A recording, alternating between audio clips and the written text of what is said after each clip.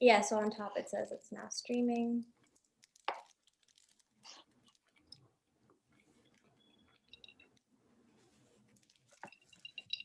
Cool. Okay. Yeah, so on top it says it's now streaming. Okay, so that's the link. If you guys click on it, we are on. Oh, great.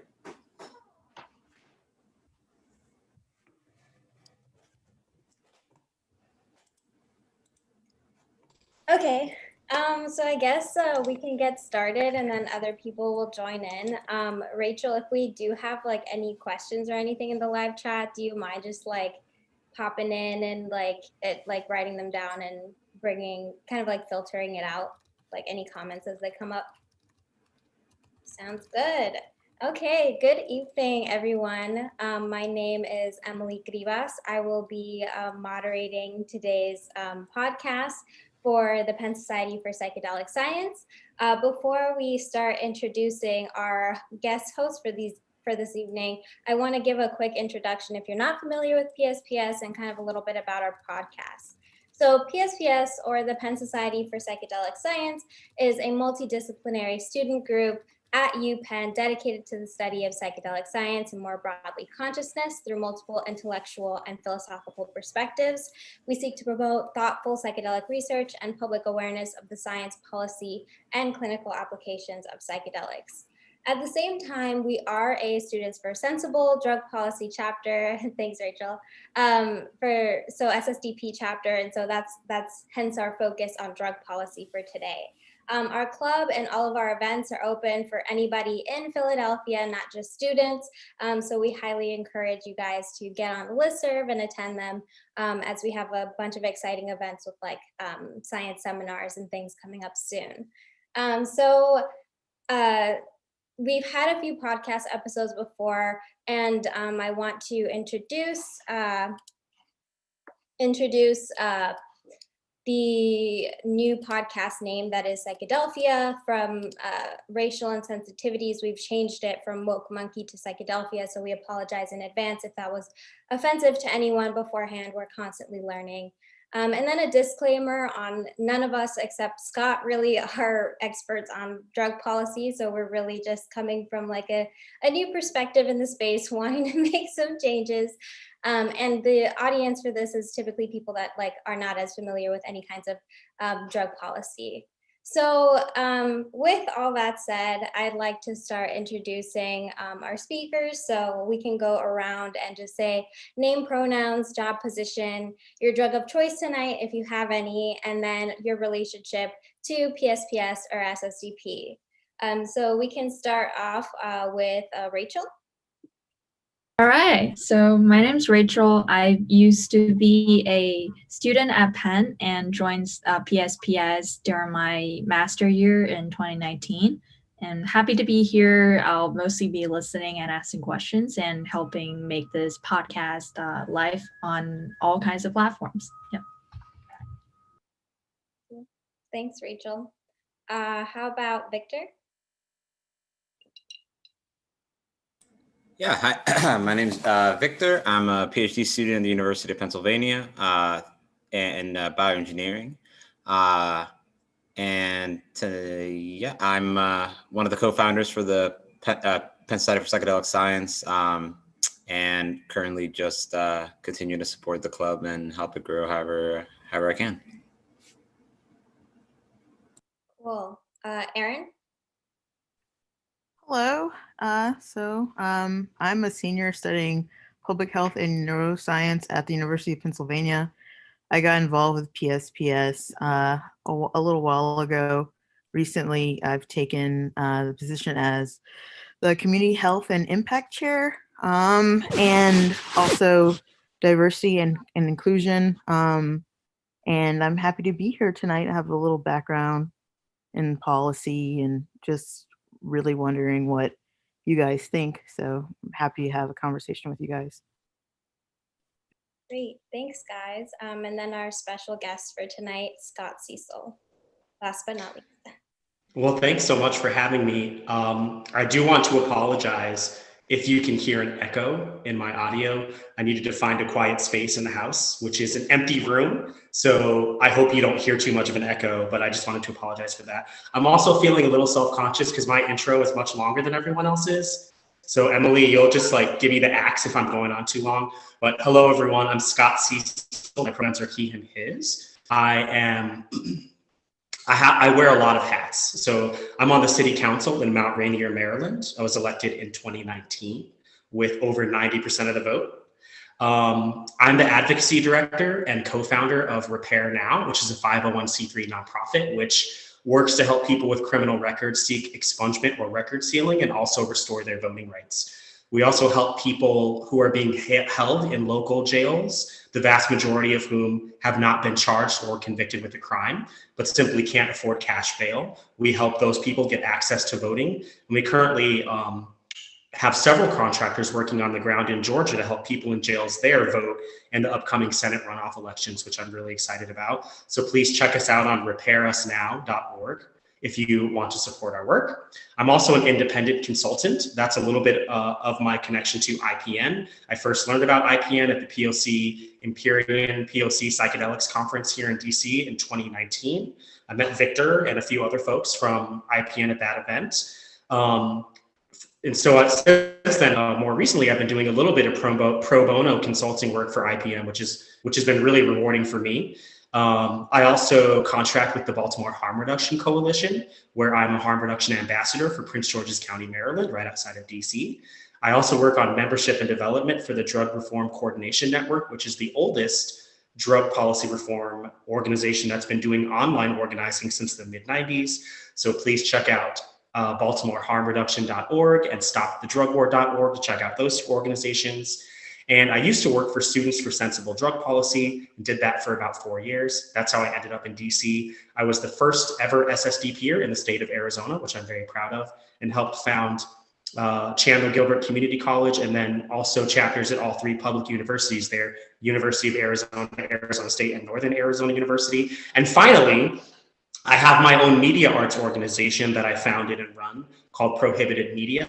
And through that, I developed and host 2 podcasts.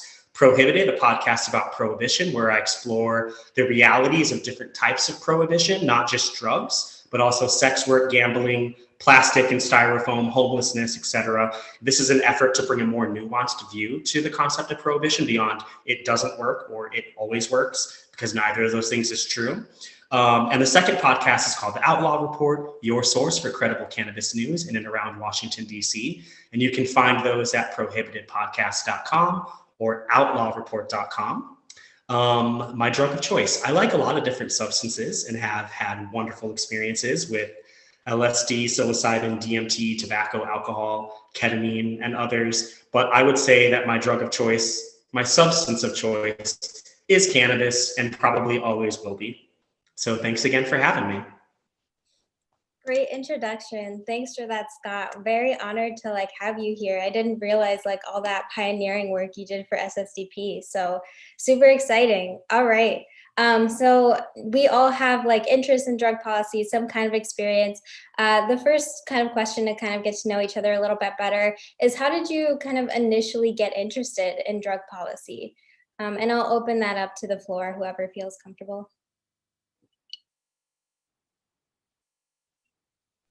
I'll go first. I was interested in kind of environmental and structural factors that were affecting the community that I'm from, in Los Angeles. I noticed that, I was privileged to go to private schools, but I still lived in a very kind of urban, low resource kind of environment. And there was a lot of kind of structural kind of conditions, and I just didn't really have. I was actually a science major in college, but I didn't really have the vocabulary to articulate my experience. I just kind of wanted to know why, what were what was the reasoning behind the differences I was seeing in Bel Air versus Inglewood, right? So I started taking classes in political science, and to kind of get a background in terms of being able to kind of analyze the environment I was in, right? And then connected that with my love of science and behavioral health, and so here we are today.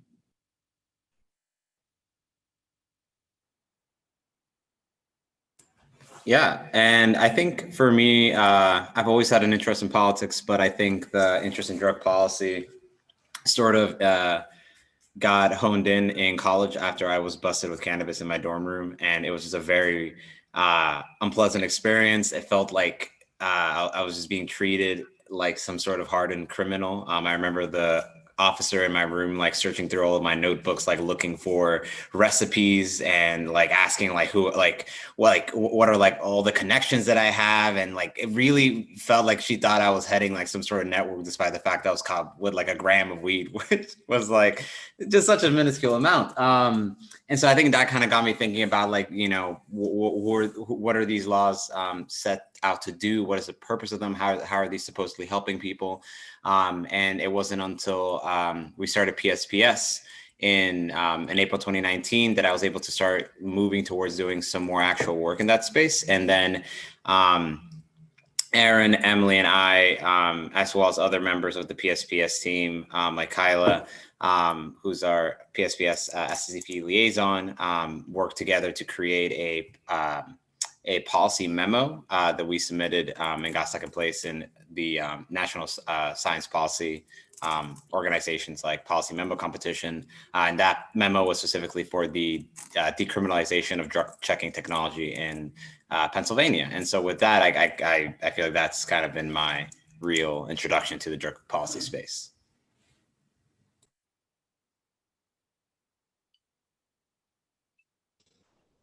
Okay, I'll go. I think there's two threads here for me. First of all, Victor, I didn't know that about you, and thank you so much for sharing that. I'm going to smuggle in something real quick before I answer the question. That happens, what Victor just described happens to a lot of people. And I actually have a somewhat similar story that I'm going to share in a moment. But I just wanted to say for anyone who's watching this or who's listening to this later, if you ever find yourself in a similar situation, first of all, make sure that you refuse a search. You have the right not to consent to a search. I didn't know that at the time when I had my cannabis arrest, which again, I'll get to in just a moment. But I just wanted to pinpoint something that used to be talked about much more heavily in the SSDP network, maybe 5 or even 10 years ago than it is now, which is confidential informants. So what happens to a lot of college students is law enforcement agencies will intimidate them. So let's say they will find someone like Victor that has a gram of cannabis in their dorm room. What they'll do is they will arrest these people, take them to the station, not give them a lawyer, and then intimidate them into saying, hey, if you become a confidential informant for us and help us bust X number of people, we'll drop all the charges against you. And this has actually resulted in the death of college students who are trying to they've basically gotten college students who had a little bit of cannabis involved in like major drug deals where they end up getting found out and killed. And the local law enforcement agency bears no responsibility afterwards. And a lot of cases, the people's parents and families won't even know that they had been arrested. And then all of a sudden they just disappear because they were part of some failed drug deal. So just make sure that if you ever do get arrested, that you talk to an attorney and speak with someone who can help you before doing anything with law enforcement. And thank you for letting me smuggle that in, Emily. I just wanted to make sure to pin that down for people to hear it. So how did I get into this? First of all, my parents are both very active in social justice. My mother is a very much a bohemian kind of hippie product of the 60s, as is my dad, who is a former Black Panther. So that really kind of informed my ideology growing up. About 10 years ago, I was arrested for cannabis possession in Arizona while I was going to school there. Oh wait, Scott, I think your audio is like cut out. Oh, I don't. Oh no. Can anybody else hear him? No, I can't hear him anymore. Marijuana in the state of Arizona. So that got me involved in the drug policy reform movement. And I'm so happy that now, almost exactly 10 years later, Arizona voters just legalized cannabis at the state level. And I will now have the opportunity to get my record expunged, which is the whole reason I got into this 10 years ago. So it took 10 years, but we've finally come full circle. And I'm really looking forward to finally clearing my record of what was obviously not a dangerous activity that I was involved with. Scott, you did cut off for a little bit of it. I just like want to make sure we hear like everything pretty much after you described like your influence after like from your parents is kind of when it cut off. I'm so sorry about that. I was saying that I experienced my own cannabis arrest. I was the passenger in a traffic stop. I didn't know my rights and I consented to a search. And I also didn't know that it was a felony to have any amount of marijuana in Arizona at the time. So I was just saying that now that's how I got involved in drug policy reform generally. And I'm happy that now, 10 years later, Arizona voters have legalized marijuana during the most recent election, and I will finally have a chance to get my record expunged, which I'm really looking forward to.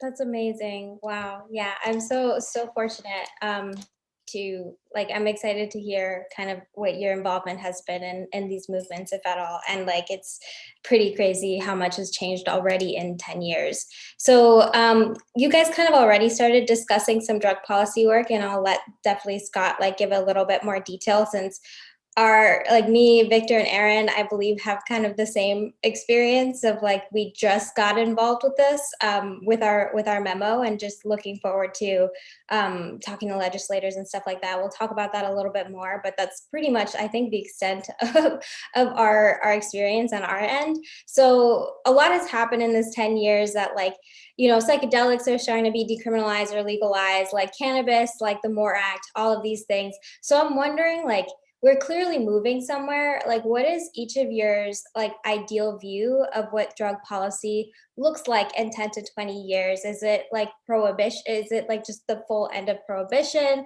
Like what do you guys see is possible here? Yeah, and what kind, yeah, we will get more into like potential issues with like our current government, you know, system with all those things. But yeah, what's your view 10 to 20 years from now? I'll go first. So I really, really, really like Portugal's model for decriminalization. It's a model that really kind of treats substance use concerns as a public health issue, instead of using basically tax dollars, right, to allocate resources to people who feel like they need kind of the help. I do believe that I do think that there should still be some type of organizational structure kind of in place for people to seek out if they have substance use concerns. I don't believe in it's tricky because I do believe also like stigma is part of like kind of the issue, and like just general decriminalization would combat that.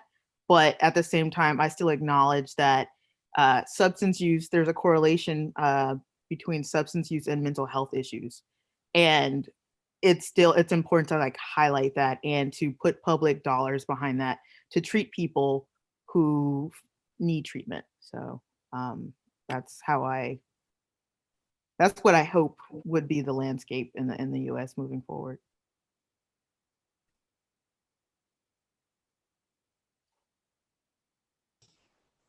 Well, I know you asked me here because of the policy experience that I have, so I'll focus on that piece.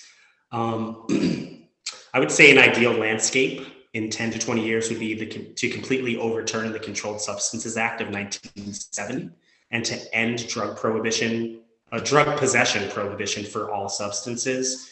And then to the greatest extent possible, bring all substances into the formal marketplace, if you will, so as to end the so-called black market and all of the crime, corruption, and oppression that comes along with that. The abolition of prisons and jails in their current form and perhaps altogether, and the end of cash bail and the replacement of punitive measures related to drug use with education, autonomy, and harm reduction. I don't disagree with what Aaron said, but I will push back on one thing that they said. I too love the Portugal model, and we can actually, those of us in the US might want to call it the Oregon model now, because folks will know that a few weeks ago, Oregon voters decided to decriminalize drug possession for all substances in that state. So I'm very encouraged about that result. But the problem with decriminalization, even though it's obviously preferable to the drug war, is that under decrim, you still have a black market. So there are no quality controls on dosage, purity, or potency for whatever substance you might be ingesting. So ultimately, the best solution is to bring everything out into the open, make it legalized, quote unquote, so that people know what they're taking. So again, just repeating myself, decrim / the Portugal model is obviously better than what we currently have, but under decrim, you still have a black market. So you haven't gotten rid of the crime, oppression, and all the other things that come along with that. That's a really like good point I think both of you guys just brought up. And I think like a little bit later in, we do talk about, I'm definitely curious in discussing like the pros and cons of decrim versus legalization, like especially right now, like obviously like with our like capital structure, like there's like an access problem, I believe, when thinking about legalization, but 10 to 20 years from now, depending on how things go, maybe that also changes. And before we start like moving on, like Victor, do you have anything to add to these 2 points at all?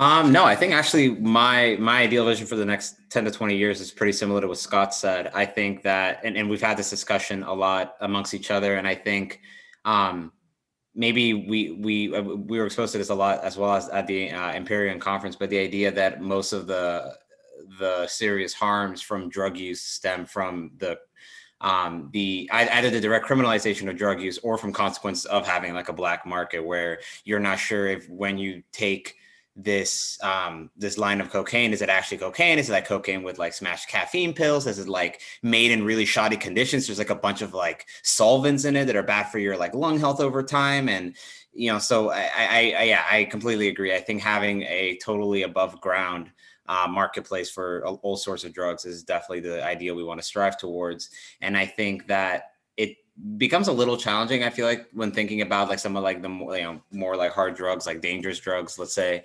But I think that drug abuse is not a property of a specific drug. A specific drug does not just lend itself to be abused. There are other factors that play into that, and there are other factors that are actually driving that forward, like having some sort of like existential depression, like having like long-term anxiety, post-traumatic stress disorder, no social supports, feeling lonely. Like those are the things that drive you towards cocaine abuse, not that cocaine just like is so, for whatever reason, easy to abuse. Like, I don't think drugs are magical like that. So yeah, I completely agree with everything that Scott said, basically. Great.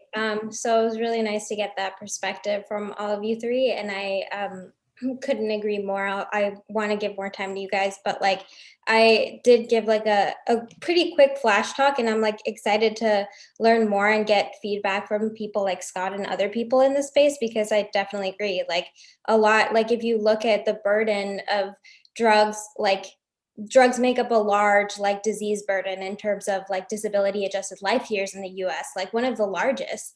And when you look into the numbers, like a lot of that like disease comes from like cancer and like HIV AIDS from like dirty needles, and like fentanyl adulteration from the black market, and substance use from like underlying mental health disorders. So it's like crazy that so little of it is actually due to the effects of the drugs themselves. So this is like a really, I think, ideal view, of having like legalized drugs in a place that is accessible. These drugs are accessible to anyone, and that people have access to like mental health services and like all of these other things, like basic, water, like education, food, things like that, housing, ideally. So with this view, how do we get there? So let's look at the drugs and the landscape a bit more closely. And again, this is for a beginner kind of level intro to drug policies. So we're going to start it with the really basic question of what to you guys is a drug? And what constitutes it as dangerous or addictive?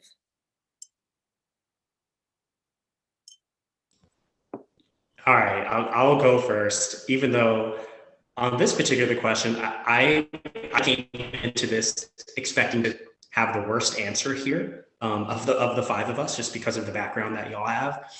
I will say, before I answer you, Emily, I hope this is okay. I do want to go back to something. I really appreciate that you called me a drug policy expert, and that you acknowledge my expertise and experience and just the work I've been doing for the last decade. But I promise you, all four of you are experts. I have been to all 100 Senate offices in the prior year before COVID Congress. I've lobbied tons of elected officials at all levels, local, state, and federal. And every time I walked into their office to talk about a drug policy issue, I was the expert. compared to the congressional staff member I was talking to or whatever. So I promise you that any four of you could go to Capitol Hill right now and lobby a member of the House or the Senate, and you would be an expert, not only compared to the senator, but also compared to their staff members. There may be a handful of exceptions to that, but I promise you the average congressional staff member does not know very much about psychedelics at all. Okay, so what is a drug? I mean, I'm not a medical professional, so I'm not going to deal with the technical definition of the word, but I would say broadly, it's any substance that you can ingest which alters your body and mind. But then, of course, that includes like water. Water is a chemical, right? It's bonded hydrogen and oxygen molecules. But if I'm thirsty, that's a neurological experience that I'm having in my brain, right? There are neurochemicals and things that are happening in my brain that signal to me that I'm thirsty. And then I drink water and that changes the state of my brain and I'm no longer thirsty again. So I was struggling to come up with a definition that doesn't apply to like water or cheeseburgers or Pepsi. So I think the key here is the substance in question part of your diet? So this is like segueing into the dangerous part.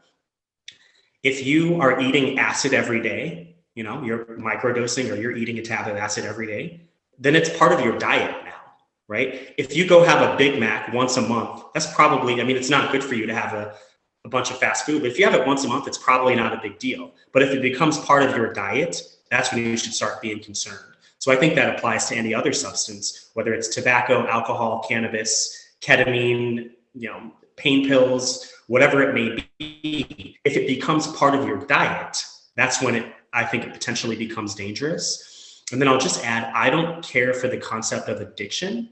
And again, I'm not an expert here, but I prefer the biopsychosocial model. This is about more than you and the drug in question, the drug. Victor started alluding to this earlier, but when it comes to addiction or drug dependency, it's also about your home life, your work life, your relationships, your emotional health and well-being, prior trauma, and even your biological predisposition.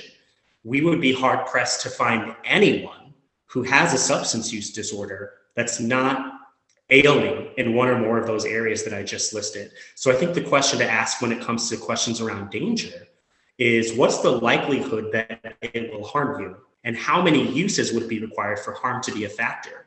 So you could smoke one cigarette a month because sometimes you have a few drinks and you're out socially, hopefully again after COVID is over, and you might smoke a cigarette. That's probably fine. But if you smoke 40 cigarettes a day, you're almost 100% statistically guaranteed to run into health problems. But then again, some of the legal drugs like alcohol, for example, you could drink alcohol for your first time and die of alcohol poisoning because you don't know how to modulate how much you're taking in. So again, is it part of your diet, and can one use potentially be fatal? People like to talk about fentanyl a lot. And forgive me for filibustering, I promise this is the last point. But people like to talk about fentanyl a lot, and I understand why. But this goes back to decrim versus legalization. If there are no quality controls on dosage, purity, and potency, that's when you run into problems around that. But we shouldn't forget that there are people who are ingesting fentanyl intentionally. They want fentanyl, and they have enough experience with opioids and opiates that they know how to modulate their dose without it potentially being fatal. And hopefully they're not using alone, and there's somebody nearby with naloxone in case things go wrong. But I wanted to make sure to pinpoint for folks that even the so-called dangerous drugs, there are a lot of people out there, more than we probably think, that are using those substances intentionally, and they're doing so in a way that's probably less dangerous than somebody who eats fast food every day or drinks too much Pepsi. Yeah, I like that a lot. I think if I were going to define what a drug is, I would be maybe a little bit more general with my description and say that it's anything exogenous that is going to alter your consciousness. And I think that traditionally we tend to think of that as just only molecules that we're ingesting, but really food, food can be a drug, music can be a drug. I even studies have shown certain tones of like auditory tones can induce hypnotic states or induce ketamine states. So is that, if you can use some sort of auditory stimulation to induce a ketamine state, is that sound a drug or not a drug? I think it's really really is just anything exogenous is going to affect your state of mind, ranging from love to sugar to TV to music, and that what makes a drug dangerous is whether you're using appropriately, because everything has its proper like intended like safe use guidelines. Like MDMA, for example, could be a great drug for helping people overcome their PTSD, or you can abuse it and use it every single weekend for 3 months and deplete all your serotonin levels and give yourself incredible mood disorders and really incapacitate yourself psychologically for a while.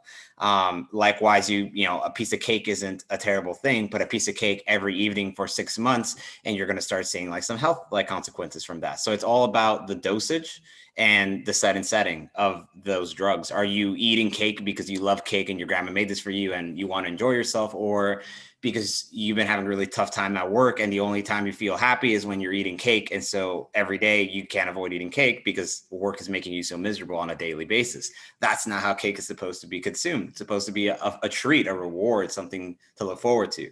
And I think this applies to all drugs, ranging from cannabis to cocaine to MDMA to alcohol to TV, video games, you name it. I guess I will be the slightly dissident voice. Just controversial figure. So That's perfect. That's how we promote the conversation. Go ahead, Erin. I believe I'm pretty much on the same page with Victor and Cecil, but I just want to highlight that legal, like obtaining drugs legally, right? Like, for example, from your doctor, right? That's supposed to be, verified, like this dose is appropriate for you. Like that, believing in that kind of mythology is kind of what precipitated not the opioid crisis, not only once, but 3 times, right? So, fentanyl was oxycodone was the last, was the last wave, but I believe it was morphine and then heroin, right? I think in that order, that we've had 3 opioid epidemics in the US, right? They were legal substances that people could obtain and consult with a physician, and it led to dependence, right? Physiological dependence and like other health issues. So I just I'm not sure if that's like 100% like the answer is just legalization and doing enough studies to understand like what the pharmacokinetics would be in a particular person, like if we have like enough data to assess like what their metabolism is and what their likelihood of dependency is. I'm just not sure that's like exactly like the answer into promoting public safety. I do believe research is definitely research and inquiry and trying to get as much data as possible, but also being kind of like, there are certain substances that one can ingest that I think are like the probability of negative adverse effects is really, really high for a lot of people, right? So I'm not sure I don't believe that there shouldn't be punishment for, taking the substance, but I do believe that I think maybe the answer is just like education. I think the answer lies within awareness and like not spreading like misinformation about these substances, which I also think has contributed to addiction and substance dependency issues within the United States. But yeah, those are my 2 cents.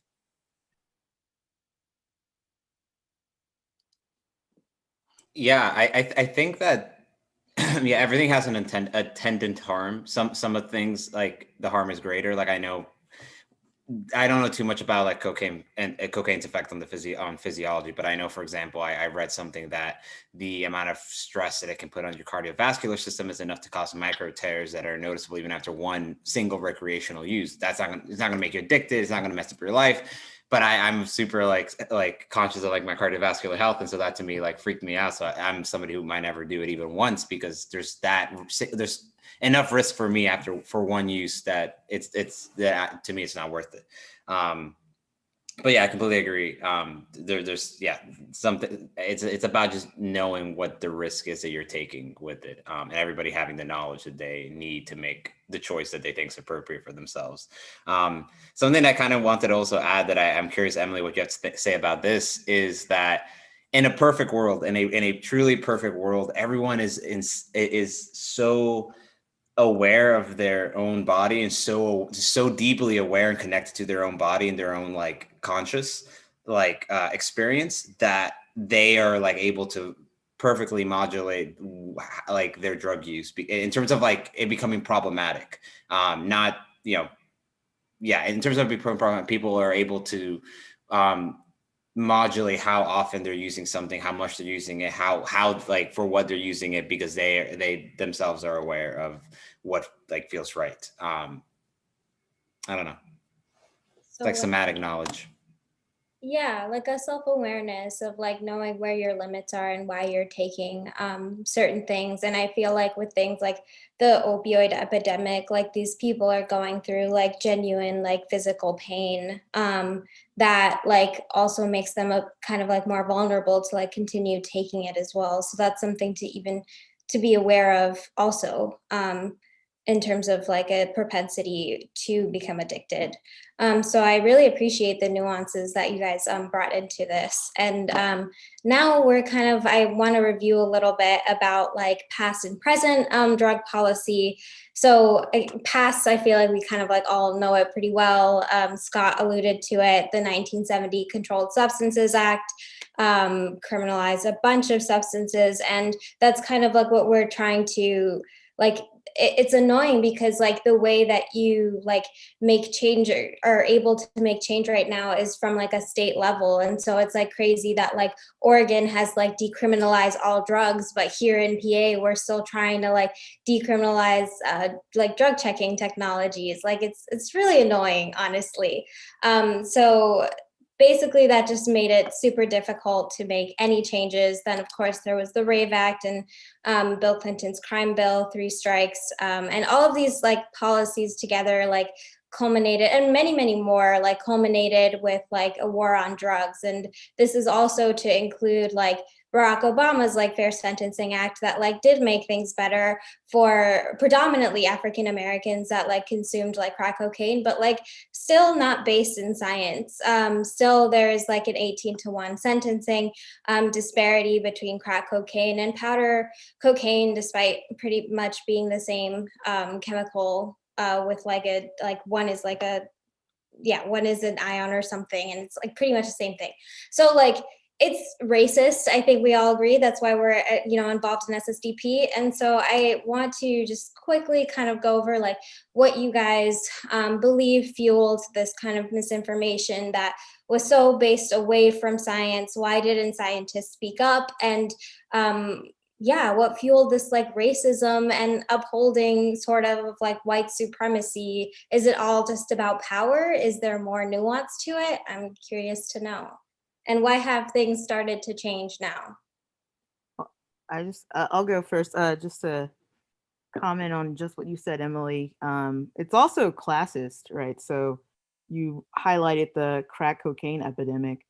It definitely disproportionately affected communities of color, but that's also because of white flight, structural kind of issues, right? And like people making a certain level of income so that crack cocaine was introduced in those communities because powdered cocaine was really expensive, and it was marketed to people with from like who didn't have much money, right? So because it was cut with like baking soda, like higher amounts of like, I don't know what it was cut with. Sorry. Like this full transparency. Most of my information like about the crack cocaine specifically is based on couple documentaries I watched, Cocaine Cowboys, or I don't know if you guys know that, like, but it's a very powerful documentary. But the point is that there were strategic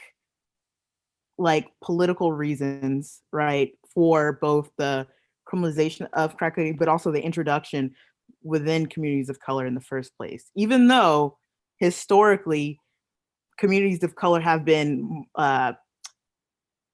like represented in the media as being high consumers of drugs. It's actually quite the opposite, right? And like you really see this really in the 70s and the 80s after like with the economic being the economic conditions in communities of color being drastically different than it was in the 50s and the early 1900s, right? Where we see more economic prosperity, educational opportunities for both migrant communities and established marginalized communities in the United States.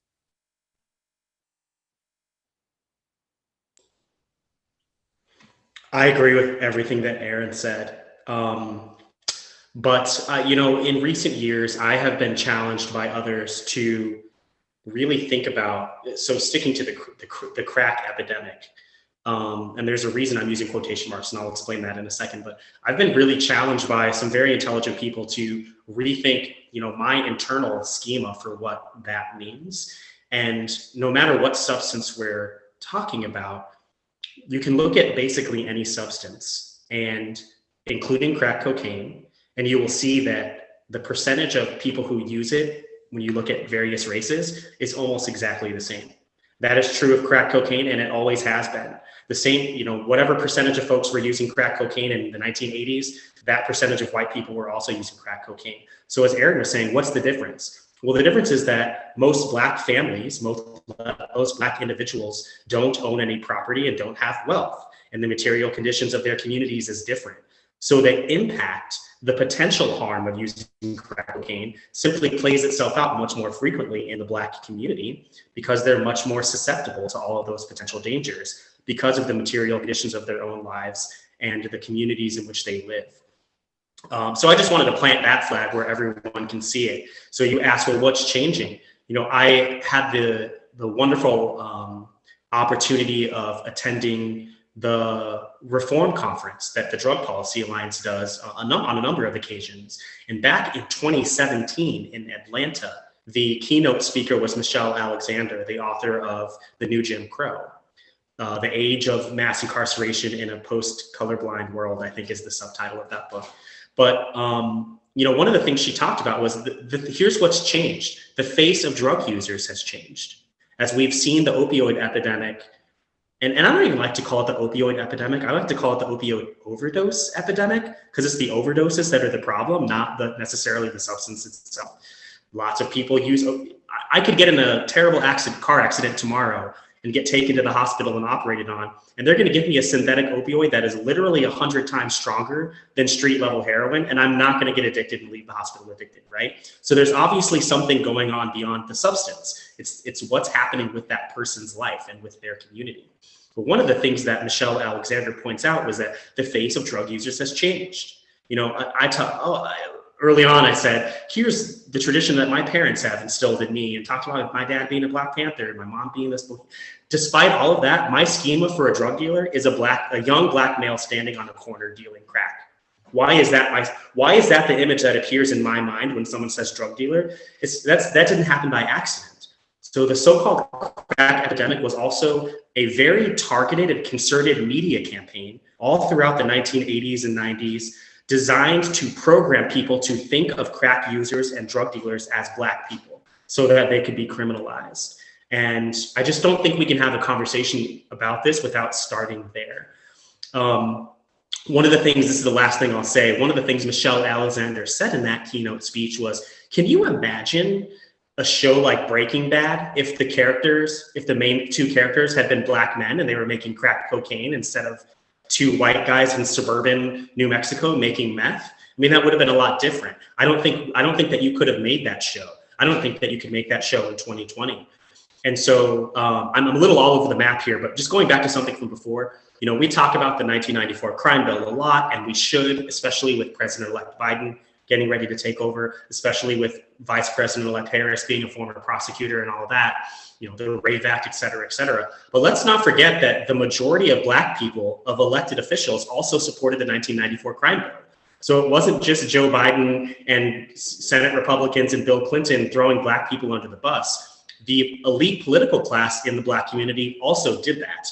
And they overwhelmingly supported that bill. We shouldn't forget that. Why is that? Because they also bought into the media hysteria around crack. And instead of actually looking at the way capitalism and redlining and we could list 100 things, the way those have systematically oppressed and destroyed communities of color, we were too afraid to look at the realities of that and the realities of capitalism. So instead we scapegoat, and there was a concerted media campaign to program us to think about drugs and drug users in a specific way, rather than actually dealing with the material conditions of people in marginalized communities. Yeah, that's I want to touch a little bit on that last point, because yeah, if you can create a focus on the drugs as a problem, then you can completely sidestep having to deal with actual social material conditions that these communities are facing. These communities aren't in blight because the economic system that we have. It's not that they're in blight because of the policies that we have and how they're disproportionately affecting these communities. It's because of the drugs these communities are using. So if we just tackle the drugs, the communities will be fine. And let's not pay attention to all these much more, difficult conversations to have about the way our society is structured and the laws that we have. So yeah, I think that's great. I also like Aaron bringing up class, and I was reading just about how cannabis use, like recreational cannabis use in the early 1900s was amongst like wealthier people, and it was like in the form of hashish, and it wasn't until it was the plant product, like the raw plant product, was being smoked like by Mexican immigrants and then like the Black community, that it started to become like a little bit like more uncomfortable for people, because it's because the who was using the drug. And as Scott was saying, it's like media campaigns that really like fueled a lot of that subsequent hysteria that led to like the criminalization of marijuana specifically. I do think that in the United States, though, our legacy, we have a legacy of not liking drugs in the sense of like consciousness altering plant derived compounds. I feel that it's a little bit connected to like our Christian roots from Europe, and kind of how ever since like the conquistadores came to like the Americas, there was a disdain for drug, bizarre, but weird drugs that were being used by like the natives, and that disdain for drug use, that the drugs that the native communities in South America and Central America were using, just ended up becoming over time more and more racialized, where now it's not that we don't like their drugs, it's their use of these consciousness altering drugs is kind of like evidence that these indigenous cultures are very uncivilized, and so we can't use these drugs because we're not uncivilized. This is something for the uncivilized parts of the world. That's why they use this. It's evidence of that. And so I think there is still like racism stemming from like originally this like Christian culture that came to the Americas that evolved into a more racialized dislike of drug use. I just thought of something that, like your point, Victor, about something that, like, there are certain drugs that I think that are privileged, like culturally privileged. It seems like, what I think is a really kind of useful framework, like stimulants are really kind of valorized within American like capitalist culture, right? Like cocaine, amphetamines, right? Prescription amphetamines, like things that produce like utility, or support utility and productivity, right? Like are portrayed differently in the media, and I think that affects policy, right? Similarly, and adversely, like depressants, like alcohol, or could be like even cannabis, right? Like opioids, right? Have a kind of different like representation. So I think it's important to kind of like think about like these in anthropology, this term like index, like what certain drugs like index, and how those things like affect research, right, and affect policy and affect representation, because all of those things together like really kind of make, I don't know, it's I think a kind of useful framework to kind of look at the explanation of like why there's certain hurdles within trying to spread like truth about like the use of these substances, right? And about the potential benefits and the potential harms. Just to give a quick example of how class can intersect with who is using, or even just being who is perceived to be using a particular substance. My favorite example of this, I learned from a wonderful podcast from back in the day called This Week in Drugs. Go check out thisweekindrugs.org if you want to hear some of their old episodes. But they did drug of whippets. Nitrous oxide is their drug of the month during a series of episodes. And I learned from that, and then looked into it some more later, that it used to be much more difficult to manufacture, to produce nitrous oxide. So in the 19th century, it was exclusively used among British and French aristocracy as a party drug. As a matter of fact, nitrous was the biggest party drug among the wealthy elite in Victorian England because they were the only people that could afford it. And that literally makes me laugh to know that. I want to say one word, and I'll come back to this the next time I speak, but I think everything that I and Victor and Aaron just said, for me, really made the word colonization come up. And when you ask, like, where do we go from here? I think a broad answer to that is we have to decolonize our society if we have any hope of dismantling not only white supremacy, but all these other oppressive systems that come along with it, including our current economic system. On the note of decolonization and, you know, the systems that we are deeply embedded in, even though we're trying to like do, you know, we're criticizing the system that we are trying to like do work within. But, you know, and that's fine. I think that's the best way that we can move forward. But I was speaking with Emily yesterday about the idea of, you know, we champion like local politics and local reform, but is that just because in the United States, it's explicitly designed such that populist movements and reforms cannot be realistically implemented. You can't have something take steam in Pennsylvania and just sweep across the Northeast or the entire United States easily, because you're going to be hamstrung by, you know, different municipalities within the state, different state laws in general. And so it's not possible for that to happen. But can we as activists, maybe should we make a point as activists to as we're fighting for change on the local level, always be supporting policies that are creating a stronger republic and a weaker state government? Emily, don't be mad. I'm going to interject again too. I just want to give an example of one of this is sort of what you're pointing to, Victor. I'm trying to give an example for listeners. Arrests of Black youth in Colorado for marijuana went up after legalization, right? After legalization. So it's not only about like who's allowed to own the businesses and who's allowed to work there and who's allowed to shop there and how does your criminal record impact it, If you don't have economic and political power, you're still criminalized. And it's absurd to me that, and we're talking about, when I say Black youth, we're talking about guidance counselors and teachers and principals that would call the police on students who were found to be using cannabis after it had been legalized in that state. So, you know, I hope, while I'm so encouraged by everything that's happened, especially in this most recent election, I hope that we get to a point where we stop going substance by substance. And I think the Oregon decriminalizing drug possession was a huge I think history will view it as a monumental step in the direction that we need to go in. But this whole like, okay, let's do cannabis state by state by state. Now let's do psilocybin or plant-based psychedelic medicine state by state by state, city by city. I mean, I guess we could do that. And like, I would certainly never stand in the way of any of those campaigns. And I'm happy to continue working on them and assisting with them. But I don't think I hope we get to a point where we don't have to do that. And to Victor's point, promise this is the last thing, Emily. When you talked about our government structure, that is so key right now. So we know that the runoff elections on January 5th are going to determine which party controls the Senate. So just just this week, the House of Representatives passed the MORE Act, which completely deschedules cannabis, right? And decriminalizes cannabis at the federal level. I think that's great. But by virtue of the fact that 50 senators that only represent about 30% of the US population are led by Mitch McConnell, well, that bill's just dead on arrival if he is in control of the Senate.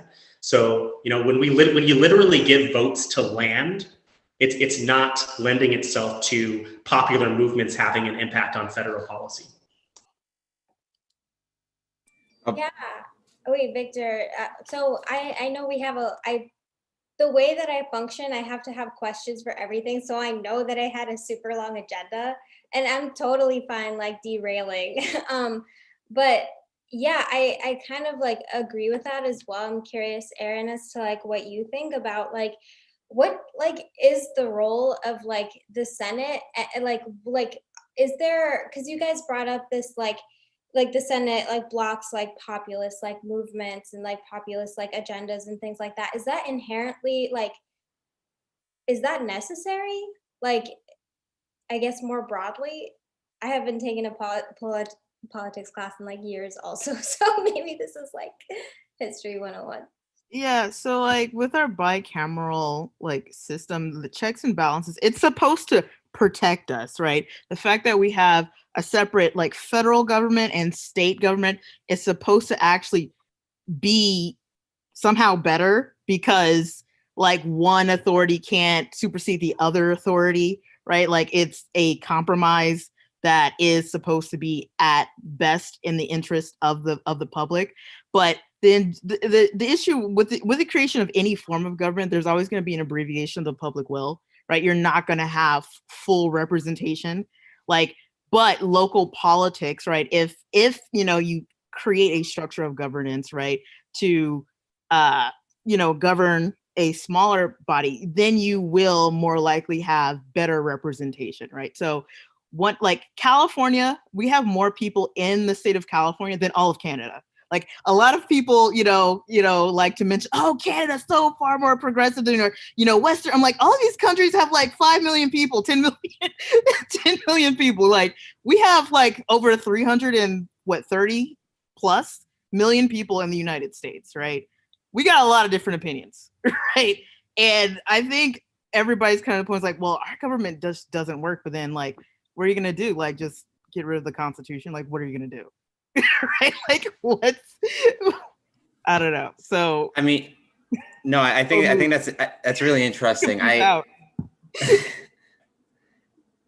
think that local government. I'm not suggesting that we need to get rid of local government in every shape, way, or form. I want local politics that is weak enough that it is not able to resist or obstruct populist agendas at a federal level. And I feel like traditionally local government has existed only to do that, usually in the most counter progressive direction, where it's like, let's take like desegregation as an example. Like that was a states' rights issue. Like, well, our communities know best. Our communities want segregation. This is how we want to govern ourselves. So federal government, please back off, respect our local politics.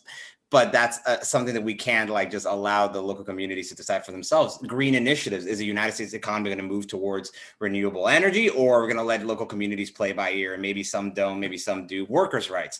This community gives maternal leave. This one doesn't give maternal leave. And so I completely think that, local politics can be a little laboratory for like new ideas and ways to do things. But when we should be able to, as a nation, make decisions that are sweeping. And I think for me, it really sums up as like the two things that I feel like activists should be asking for as we do all the other work that we're doing is to get rid of the Senate and reappropriate the House so that it's actually representative of the U.S. population, which it's not, because it was last done like in 1932, I think. And so it's like, it's so small. And imagine if you have all those new seats in the House be filled by people that are running campaigns solely on federally funded campaigns. So you immediately take out big money and you create a system by which small third parties can like just bubble up to the point where Democrats and Republicans in the House become minorities, like almost overnight. That's my dream. That's my dream political revolution there. I still feel like the influence of industry would counter like what you're proposing, Victor. Like it's the reality is like our government is tied to industry. The reason why we have the United States has to do with industry, right? like, which is not what we're told when we're kids, right? You go to college though, and then they start telling you the truth, and you're like, what? and then things start making sense. Like, well, why are certain policies like being passed when a lot of people, most of the majority of Americans, aren't really in favor because it's adversely affecting their life, right?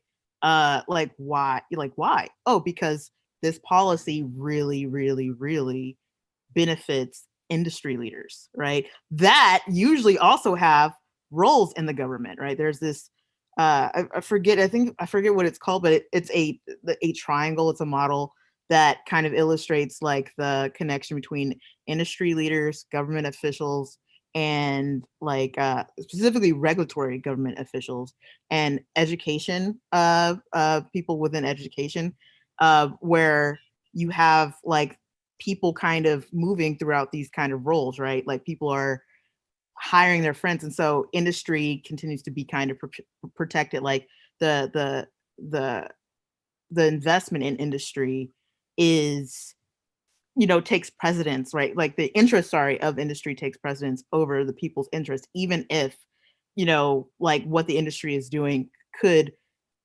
be somehow hurting the American public, right? In terms of like safety. Just to unpack a couple of things there. I like everything that you said, Victor, but I think that so short of a constitutional convention or writing a new constitution, I would not oppose either of those things, but for the reasons you mentioned. Something that is attainable right now would be to end the filibuster in the Senate. The filibuster is not in the Constitution. It only operates the way it does because those are the current rules of the Senate. For folks who might not know, the filibuster means any one of the 100 senators can block legislation from moving forward. So even if something is 99-1, and that's actually happened before with like recently with Rand Paul, for example, with the anti-lynching, it only takes one senator to stand in the way of things moving forward. We don't have to have it that way. The structural problems will still be there, but getting rid of the filibuster, I think, could be something in the near term that could be helpful. The other thing, so as a local elected official, I don't, again, necessarily disagree with what's been said, but I wanted to piggyback off what Aaron was saying in terms of like, why don't popular ideas end up being what becomes policy? Well, one of the things I'll put it this way. So let's say, Emily, you're a United States Senator and you're very progressive and you get to office and you're like, I want to champion such and such legislation. Let's say I'm a lobbyist for the pharmaceutical industry, and I could come visit your office and be like, Emily, if you vote to sponsor this bill, or you pass this bill, the people that I represent, the companies I represent, the business interests that I represent, their PAC is going to spend $10 million against you in your next election if you vote for this. So do you really want to throw away, not throw away your Senate seat, Emily, but like, do you really want to throw away the chance to fulfill all the other promises that you made to your voters just for this one piece of legislation? Is this one vote really worth us kicking you out of the Senate so that you can't pursue this whole list of other things that you'd be able to do otherwise? And so what I'm saying to you is like, it's easy for any of us to be like, I can't believe my senator didn't vote this way on this bill. But you have to understand that like they're having those conversations behind the scenes, and you really do have to decide, is this one bill worth me losing my chance to do all the work that I came to the Senate to do? And I think that those are rational questions to ask. And because of the way that money and lobbying interacts with politics, particularly at the federal level, we put those policymakers in a terrible and just really unworkable situation many times. And that's just for the people that are good actors. That's not even addressing bad actors like Mitch McConnell and so many others. So it's easy for us to criticize the policymakers without actually putting ourselves in their shoes and thinking about all the dynamics that are pressuring them to go one way or another on a particular piece of legislation. I mean, yeah, I completely agree, Scott. Something that I think is like kind of like an interesting idea, like if there was like more like local control of tax dollars, where we're promoting industry leaders that are more kind of vested within local interests in terms of like for example, protecting the environment, like what would that look like? Like what I think kind of it's just I think part of the issue is also kind of this, rooted in capitalism, like this need to like scale up, right, and to have control of industry, right, within other territories, right, which like promotes like kind of like this need to have more power and influence over, congressional like members, right, congressional representatives, and like how, it's kind of like this vicious cycle, right, where people who, you know, don't live, right, like in a particular region, right, have so much like political power, right?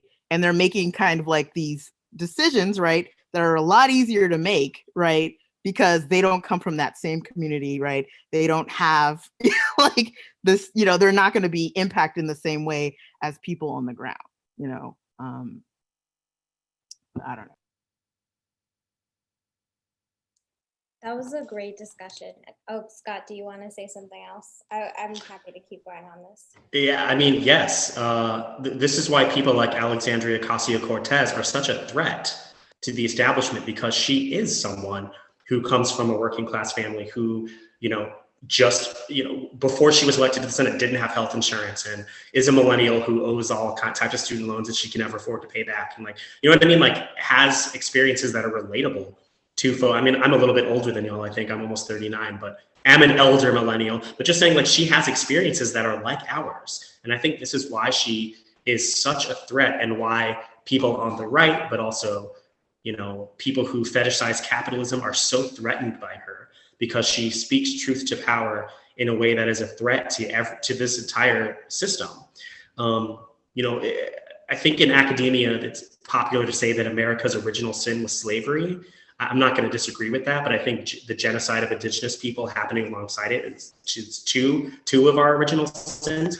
But going back to what we were saying about the Senate, I mean, think about the federal government as it was set up. I think thinking back to my high school history class, it was the Connecticut Compromise, right? That was what established that counting Black people that are enslaved in the South as 3/5 of a person. It's what established the bicameral federal government with the Senate, where there's equal representatives, 2 from each state, so that states with bigger population would be able to outvote the other states, right? It literally gives votes to land. Only landowners could vote and run for office, and they had to be white. Oh, and by the way, they had to be male. So it's obviously a system that there are so many wonderful authors today, in particular in the Black queer feminist tradition, that tell us all these social problems that we talk about are tied back to the need to dismantle the capitalist, white supremacist, ableist, heteropatriarchy. And that's what our country's founding document is, one of the genesis of that overarching systems of oppression, right? So how could a system that was created to disenfranchise women, to not enfranchise people of color, to not enfranchise people that own property, that's the system that we still have. Why on earth would we expect for those systems of oppression not to still be present in the political system that was designed to do that? So is it possible to change things through reform? Sure, maybe. I mean, we've seen progress. There are more women in Congress today than ever in US history in both parties. There are more people of color in Congress today than there ever have been. But when you look at the average age, I think the average age of a senator is over 70. The average age of a member of the House is over 60. Something like 60% of members of Congress are lawyers. Where are all the scientists and social workers and teachers and delivery drivers and factory workers? Why aren't those people in the House of Representatives representing all of us? So there's these series of structural mechanisms that are systems of oppression, whether it be economic oppression, sex and gender oppression, racial oppression, you name it. Those have been with us from the beginning. And ultimately, I don't think that we're ever going to have a society that's just and equitable until we dismantle that and start over. Even though what I do for a living is push for reform, and literally I write policy and advocate for policies, despite all of that, there's a deep-seated part of me that doesn't think that we can reform the current system, because you can't reform something that's already broken. I know I'm filibustering again, but I just wanted to point people towards an amazing resource that can help you understand the capitalist, cis, hetero, ableist patriarchy that we need to dismantle. And it's probably the most amazing novel ever written by an American author. And you've all heard of it. It was written in 1850 or 1851, if I remember correctly. And it's called Moby Dick. The whole book is a symbolism. And we have, every person knows what Moby Dick is. Why on earth do we all know about a book that was written 170 years ago?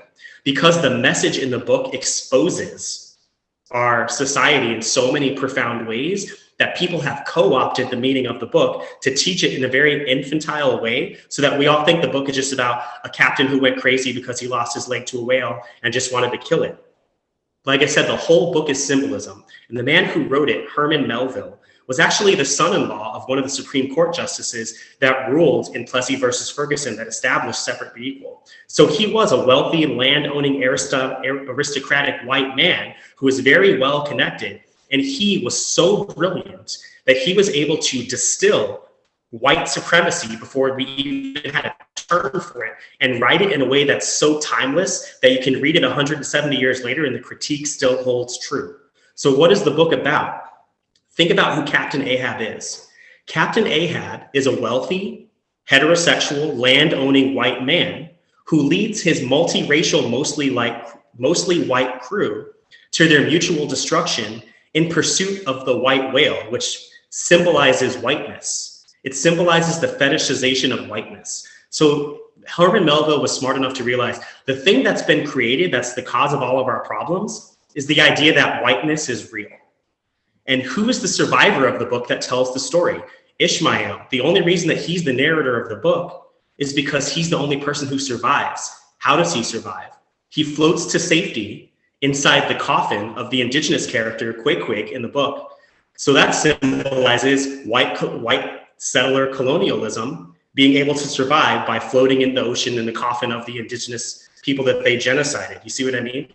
So this book is a seething critique of capitalist white supremacy, and it's been co-opted so that we think it's a book about something else. And there's a reason for that. So I encourage everyone to read it. Well, I think we found our next PSPS book club book, so that's great. I heard it's incredibly dense though, but that's great. No, thank you for breaking that down. Yeah, and I'm fine to keep moving on the agenda, but I just wanted to add one thing to when Scott was talking about the lack of how Congress doesn't really reflect our population in a meaningful way. How it doesn't reflect our population in a meaningful way. One other lack of meaningful representation that he didn't mention was spirituality. It's like 88% Christian, and our country is not 88% Christian. More and more, the biggest religious block is none.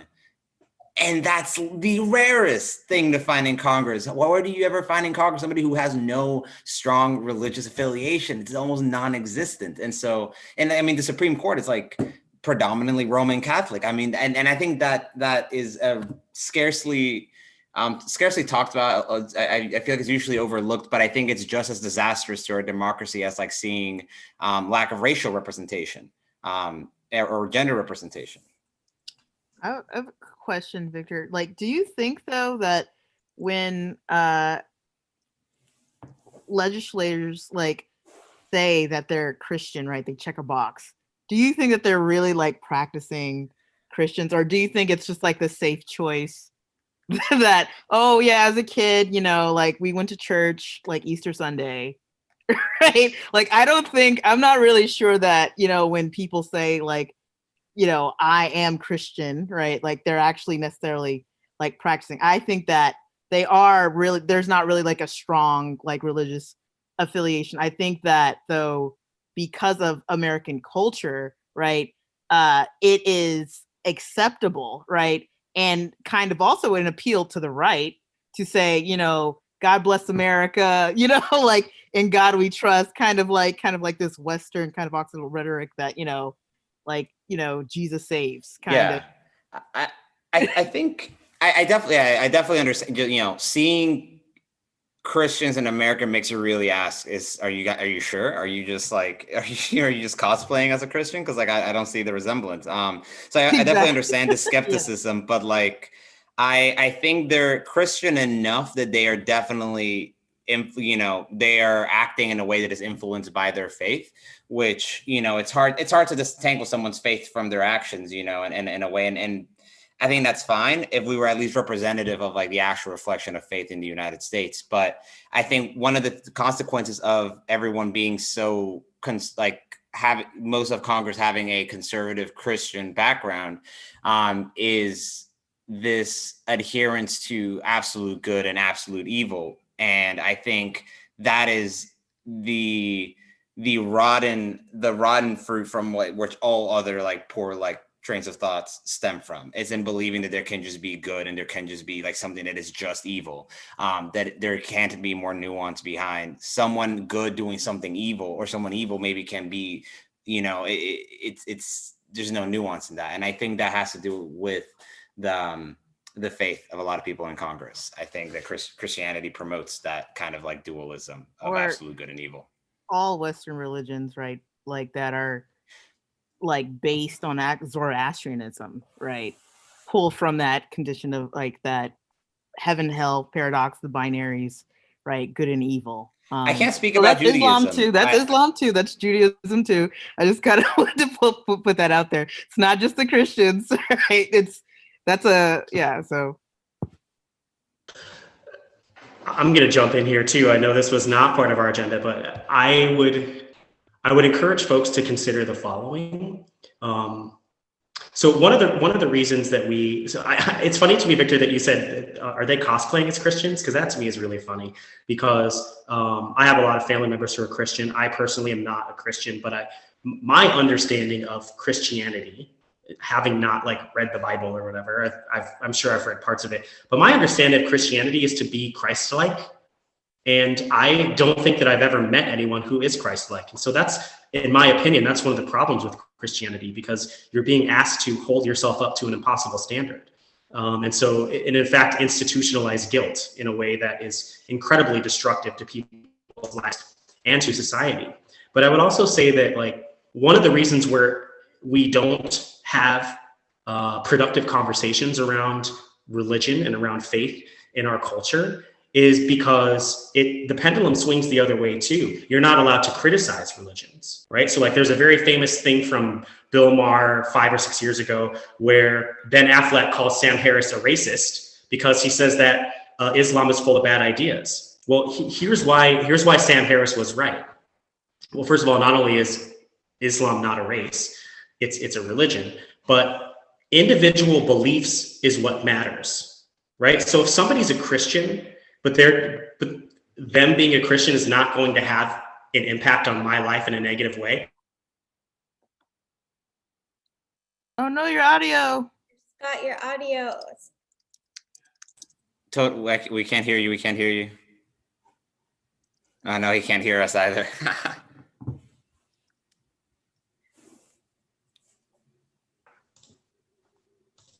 Can you hear me now? Yes. Yeah. Okay. I think I think I lost you after I said, here's why Sam Harris was right. It's because individual beliefs matter. So this is actually me co-opting something that Sam Harris has written and talked about. And I'm not holding up Sam Harris as like some amazing figure. He's somebody who's talked about this in a way that I understood, that I'd never heard before. It's individual beliefs that matter. But because so specifically in our Western culture, you're not allowed to criticize individual beliefs because you're labeled as being bigoted. So here's what I mean by that. The example he gives is there's a religion called Jainism. If you are a Jain, you are a vegan, you're a vegetarian, you don't exploit any animal life, you don't harm any animals. People who are strict Jainists, they actually walk with a broom and sweep the sidewalk in front of them to make sure they don't accidentally step on a bug. They'll drink water through a cheesecloth to make sure they don't actually accidentally swallow a bug, because their faith tells them that their religious doctrine as part of their faith is to not harm any life. So the problem isn't even in fact religious extremism, because someone who's a religious extremist Jainist is not a threat to me. So so if it's not just religious extremism that's the problem, it's the individual beliefs that are held within the container of that religion and that religious faith tradition, right? So like, I don't agree with Mormonism, but you could say that Mormonism is objectively worse than Christianity because it's all of Christianity's bad idea plus a bunch of other stupid bullshit, right? So that makes it objectively worse than Christianity. So I'm not laying awake at night worried about a Jainist trying to come harm me, even though they are a religious extremist. And there's a reason for that. It's the individual beliefs that matter. And so because we're not allowed to criticize the individual doctrinal beliefs of religions in our culture without being labeled a bigot, it makes it incredibly difficult to criticize people that are cosplaying as Christians or any other religion if they're in the public sphere.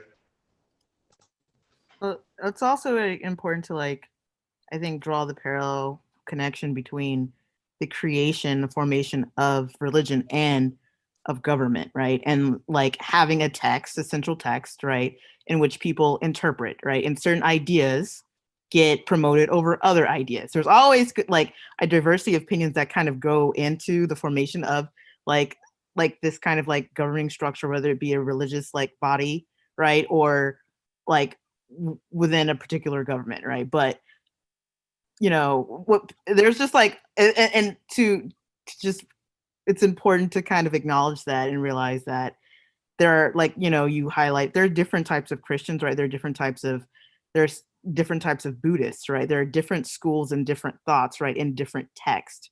And depending on where you are regionally, right, certain types of traditions are promoted over others. And that translates to concrete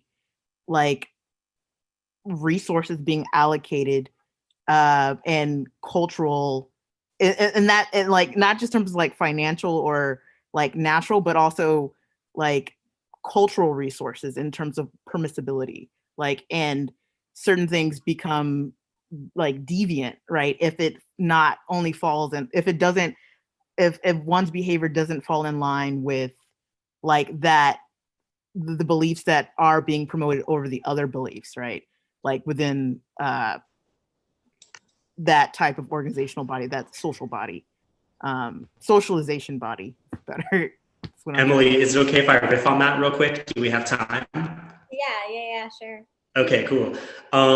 So what I'm about to say is totally ripping off Alan Watts, but he talks about different models for the universe and how they actually influence society today in ways that that most people don't realize. And Aaron, what you said at the very beginning is a perfect distillation of that. So to give a specific example of, you talked about government structures and how they sort of interact with institutions of faith, like the church or whatever, right? So there are very clear examples of this in society today. So if you look at a Catholic church, how it's set up with a raised dais on the eastern wall that you have to prostrate or bow yourself before it, before you even take a seat in one of the pews, that doesn't come from, that wasn't invented by Catholics. That's the court rituals of the Byzantine Empire, which was one of the empires that broke off from the Roman Empire. And so if you are a tyrant, that's what you would want people to do. You have your back to the wall so nobody can sneak up on you. You're up on a raised platform with bodyguards, and people have to bow down in front of you because they can't use weapons that way, right? That's how you maintain power. So one of the ideas kind of behind the Catholic Church is they understood that human tyrants were a problem. So their solution to that was to kick the tyrant upstairs so as to give an otherworldly authority. That was their solution to humans being over, warlords over other humans. So I'm just pointing out that doesn't come from nowhere. So why am I talking about the structure of a Catholic Church? Well, let's look at a Protestant church. A Protestant church is set up exactly the same way as a judicial courthouse. Think about it. There's a row up the middle with pews on either side. Everyone sits in boxes.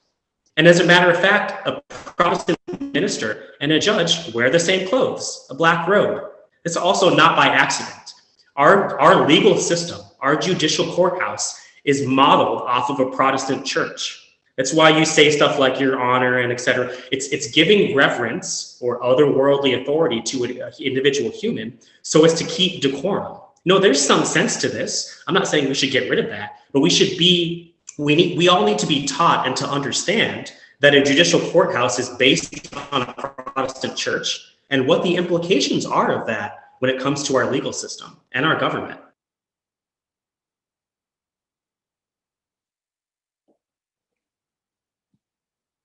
Does anyone else have anything to add to that?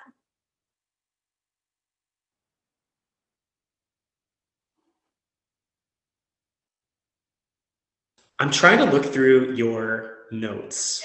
Yeah.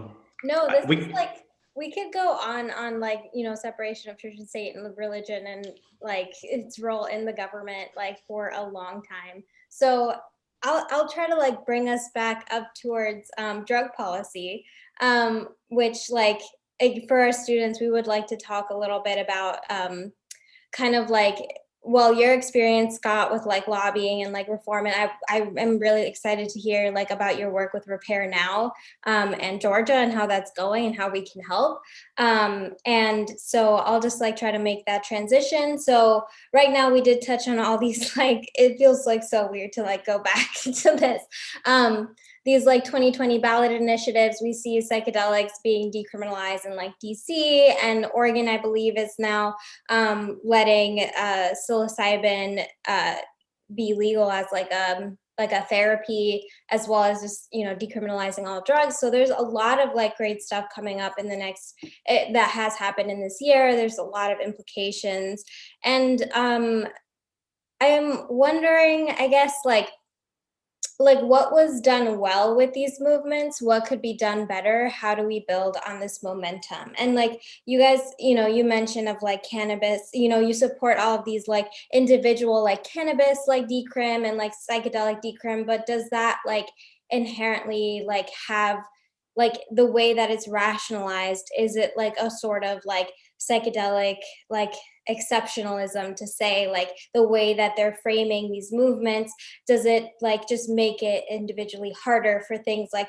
cocaine and meth to also be like decriminalized? So how do you like reconcile that?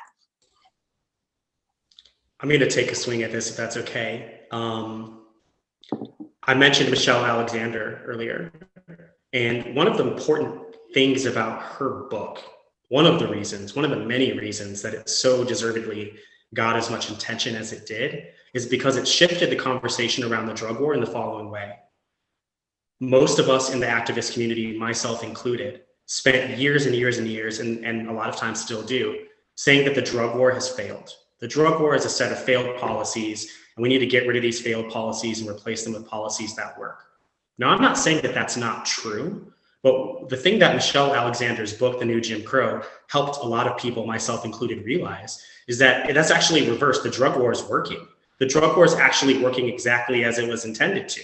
It's the stated purpose of the drug war that doesn't match what the drug war actually is. So I think the path forward is for us to flip this conversation on its head. We can talk about the ways that drug prohibition has failed and that criminalization and mass incarceration has failed.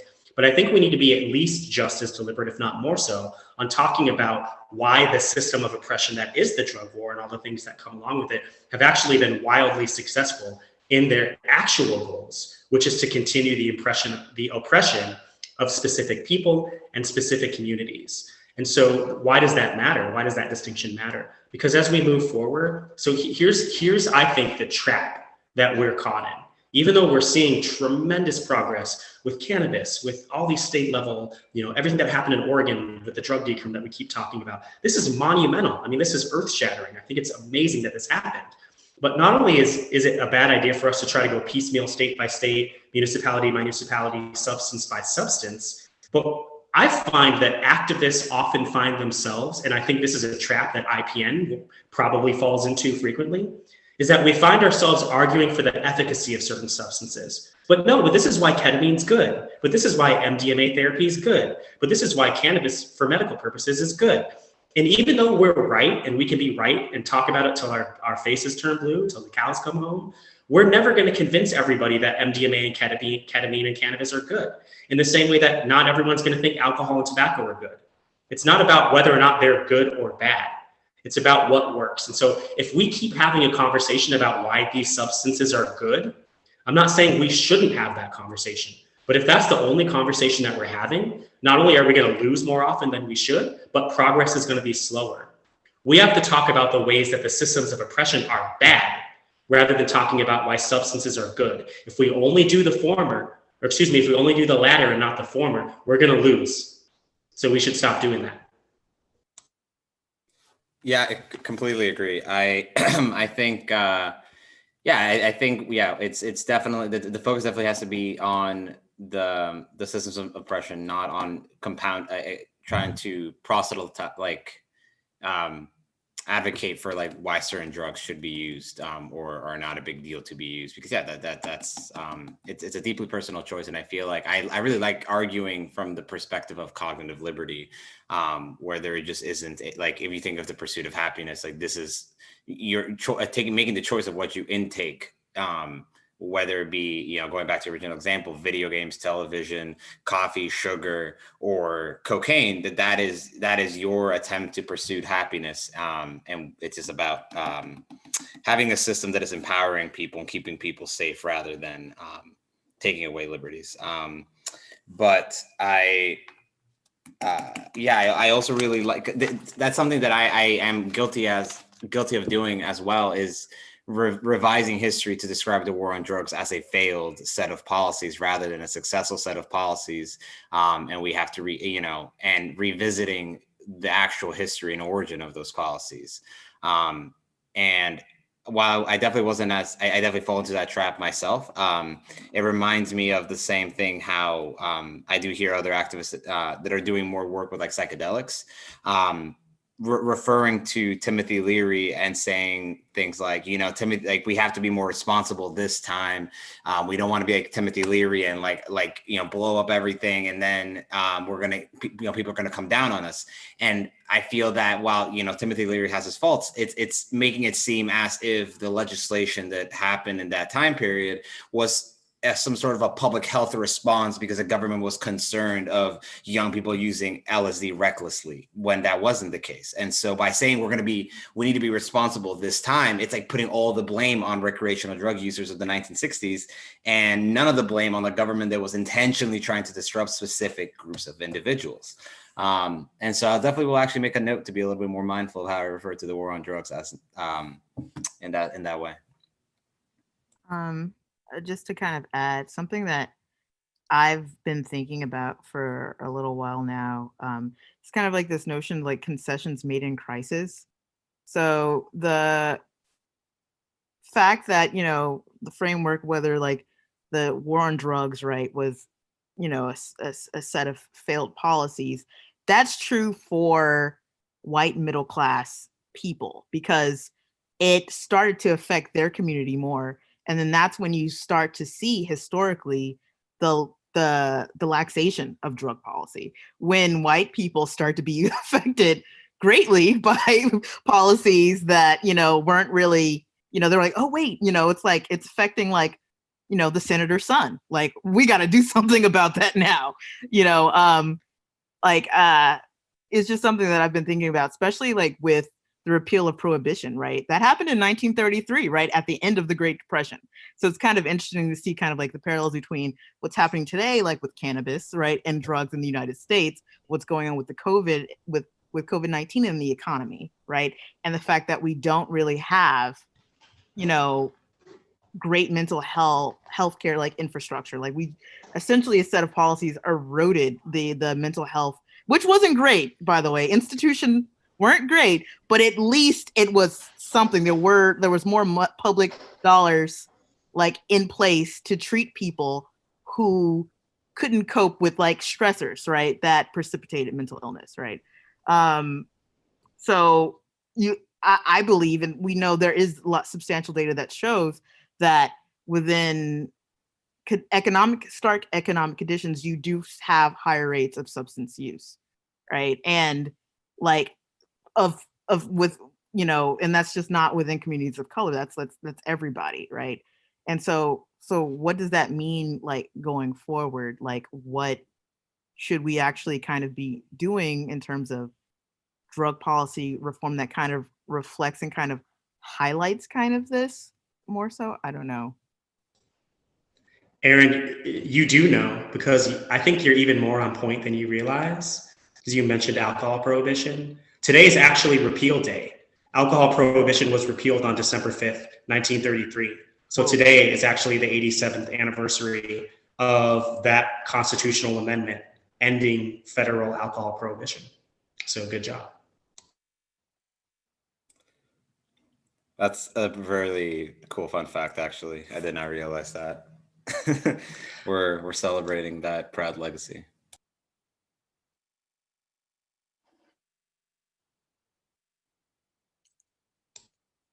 Okay. If no one else has anything to add, I would like to move on. I think we're gonna try to finish maybe around like 7 p.m.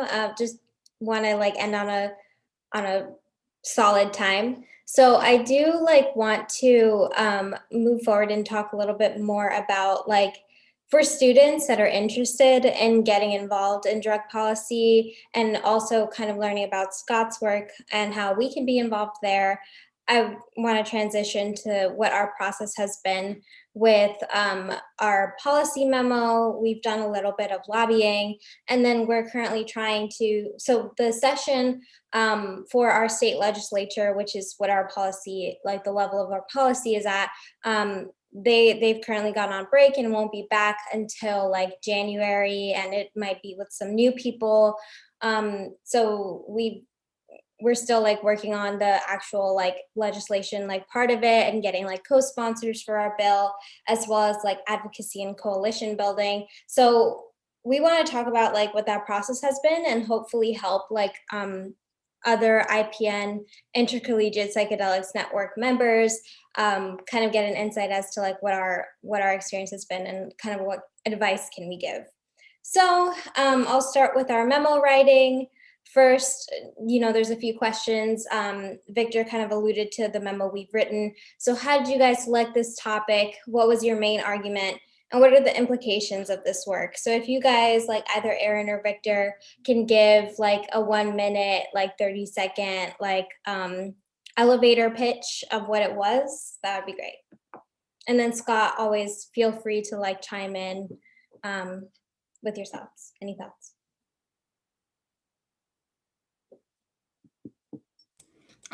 Yeah, so I'm happy to try to sum it up, and Aaron and Emily definitely let me know if I feel free to add something. But in short, drug testing technology in PA is currently criminalized. So if you're found using drug test kits, that's illegal. I don't quite remember if it's a misdemeanor or felony, but we basically wanted to amend the piece of the drug control act, state legislation to remove when it's defining what paraphernalia is, which currently includes drug testing technologies, to simply scratch out the word drug testing technologies from the definition of paraphernalia, so that you just can't legislate anything regarding drug testing technology. It's no longer paraphernalia, and thus it's no longer illegal. That was pretty good. Aaron, do you have anything to add? That was pretty like inclusive. Yeah, we were really concerned too with like local harm reduction organizations being able to access like these drug checking technologies.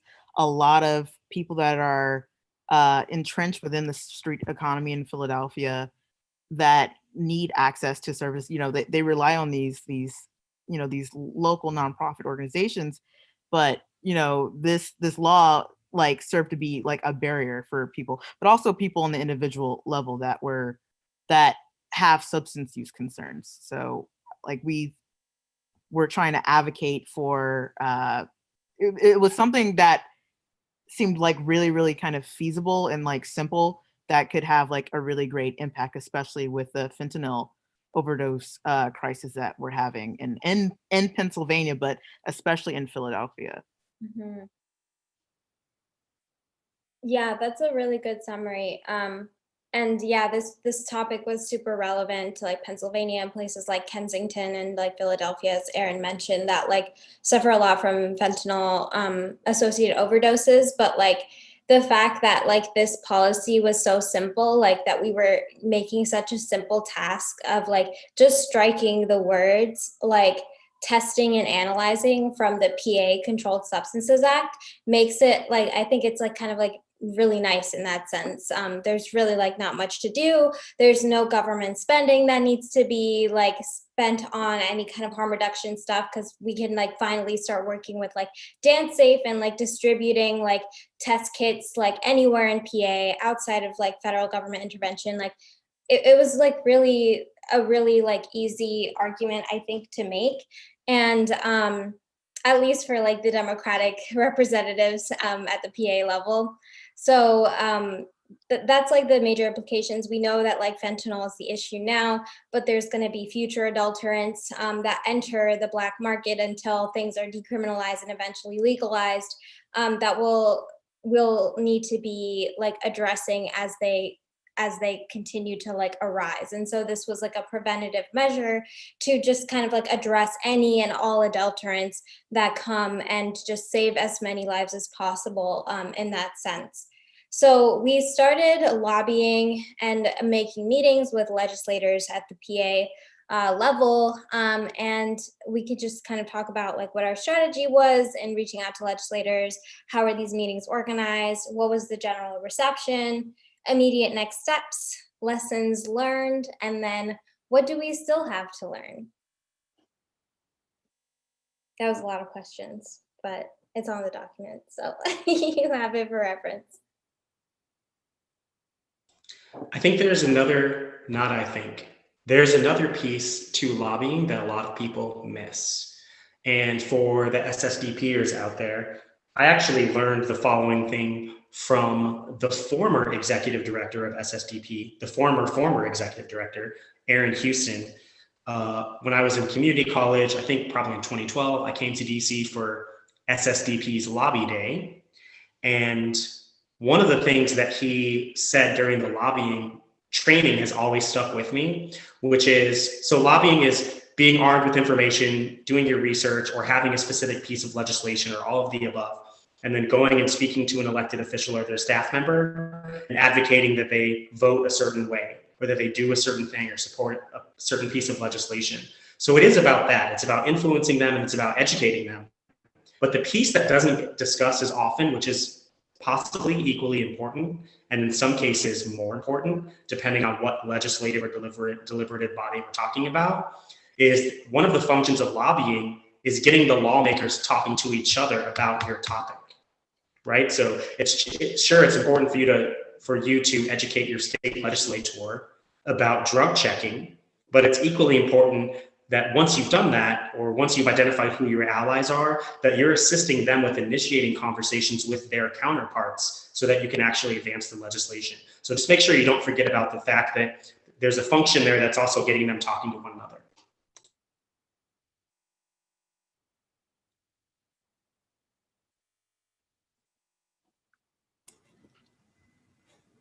Yeah, it's actually really interesting was when we were doing our lobbying, seeing that a lot of the legislators that were currently supporting or endorsing the fentanyl test strip decrim bill, which had already been proposed before we even started writing our own policy memo. They were not aware of how that would. They really weren't aware of how that was like a very mediocre band-aid to like the problem of like drug adulteration in PA in general, but like in PA. So yeah, it's definitely interesting. I think it was really exciting to feel like we were actually educating people in a meaningful way. Because I don't know why, for me, I had this assumption that there's no way you're not aware of this. It's just not on your priority list. You just don't care. But you must be well aware that the fentanyl test strip is not going to go far enough, and it's. You're going to have the same issue potentially in 2 years with something new. And there's a bunch of issues that this won't address. And so, yeah, it was really cool to actually see that legislators were actually like learning something from our discussions. Yeah, we did try to like the way that the meetings were organized, like was one legislator like per meeting, but like we did try to like if there was agreement with our bill, we were like, oh, this other person also like agreed with us, like you guys should talk. But like it might also be easier to like coordinate meetings with like multiple legislators with us like involved, so we don't have to like keep repeating ourselves, and actually like encourage like discussion like right then and there with any questions that like we're able to answer. So I hadn't thought of that. That's really good advice. Does anyone else have anything to add with our lobbying process? I always make the mistake of, so there's a lot of things that I'm saying, like, don't fall into this trap. And I'm not saying don't do those things. I'm just saying if you're going to do those things, you have to do this other thing along with it, right? So just going back to a specific example, talking about like, if we only talk about why these specific substances are good, we're going to lose. Does that mean I'm saying you should never talk about why certain, does that mean you shouldn't talk about MDMA for treating PTSD? Absolutely not. You should talk about that. You just have to talk about the drug war being this insidious oppressive system at the same time. So how does that apply to lobbying? Well, one of the things that I have frequently been frustrated by and just still don't understand fully is, so cannabis legalization. Cannabis legalization has broad support across the country.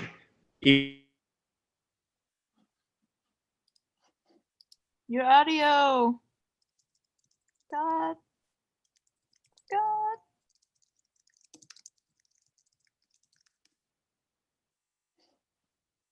Can you hear me now? Yes. Yeah. Okay, I'm gonna leave my video off. I'm so sorry about the unstable internet connection, everybody. I'm not sure where you left off, but the point I was trying to drive toward is why popularity of something doesn't necessarily translate into policy change, right? So cannabis legalization is wildly popular across political lines even.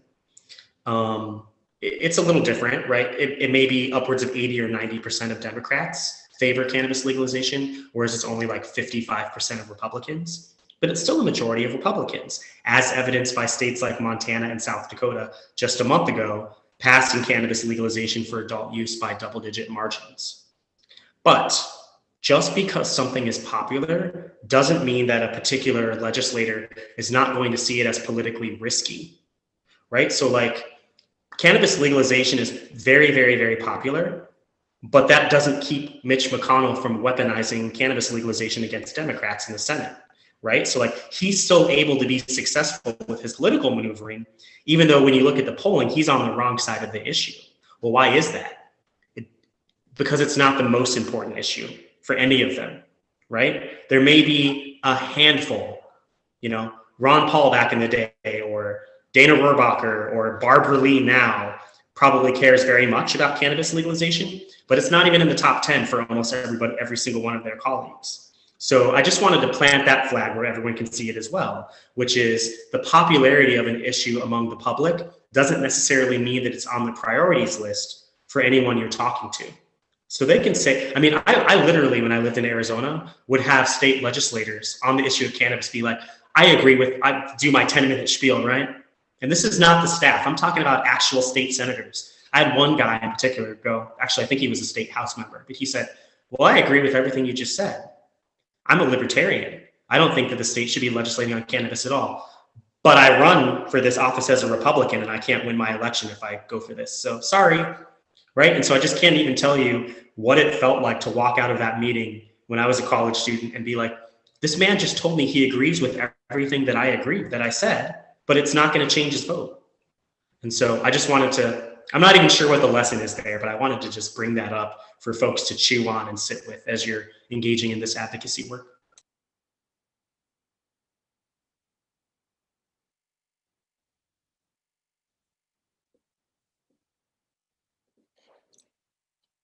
I'll definitely be chewing on that. Like, thankfully, not thankfully, but I guess like the meetings that we were able to get were all with Democratic legislators that like this policy would agree with a lot of their constituents, and like it was just like an easy thing for them to do.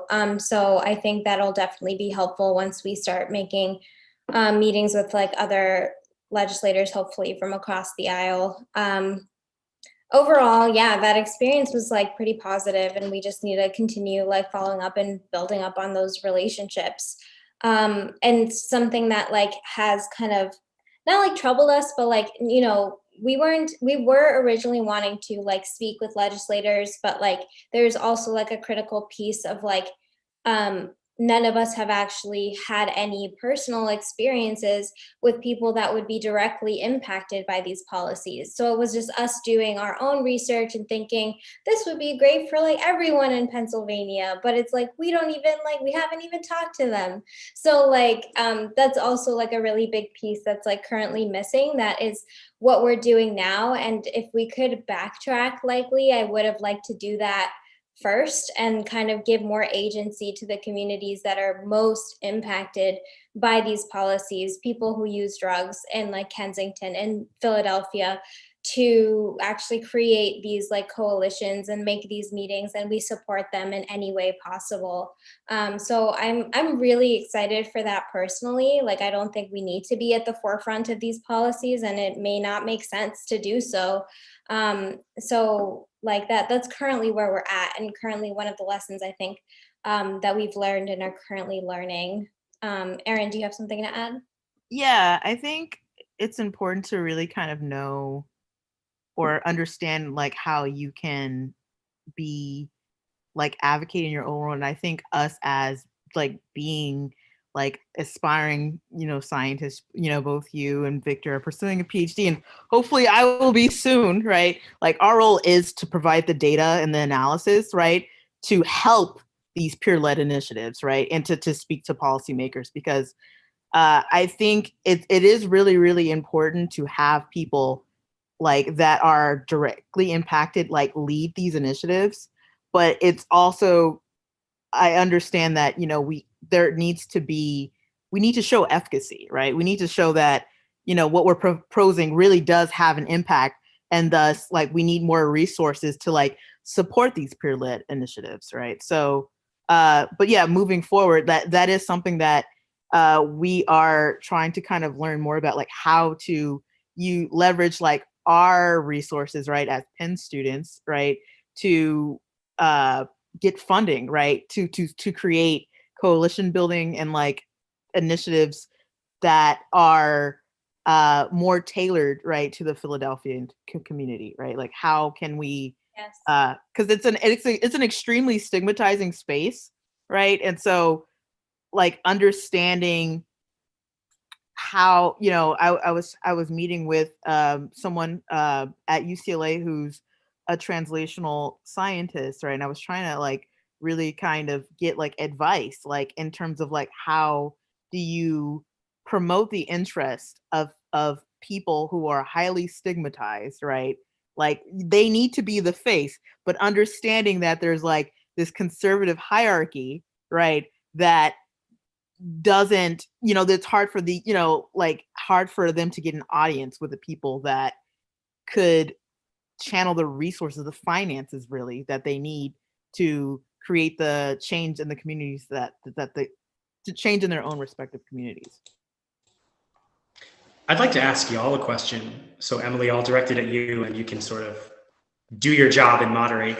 How do you respond so if you're doing lobbying around drug checking, how do you respond when they ask you the question, well, I'm worried about looking like I'm promoting this, right? So if you're saying folks that are using opioids and opiates need access to fentanyl testing strips, and the lawmaker might, or their staff member might come back and say, well, we're worried that if we make fentanyl test strips freely available, that in some way looks like we're advocating using these substances, or that we're making it easier for people to use these substances.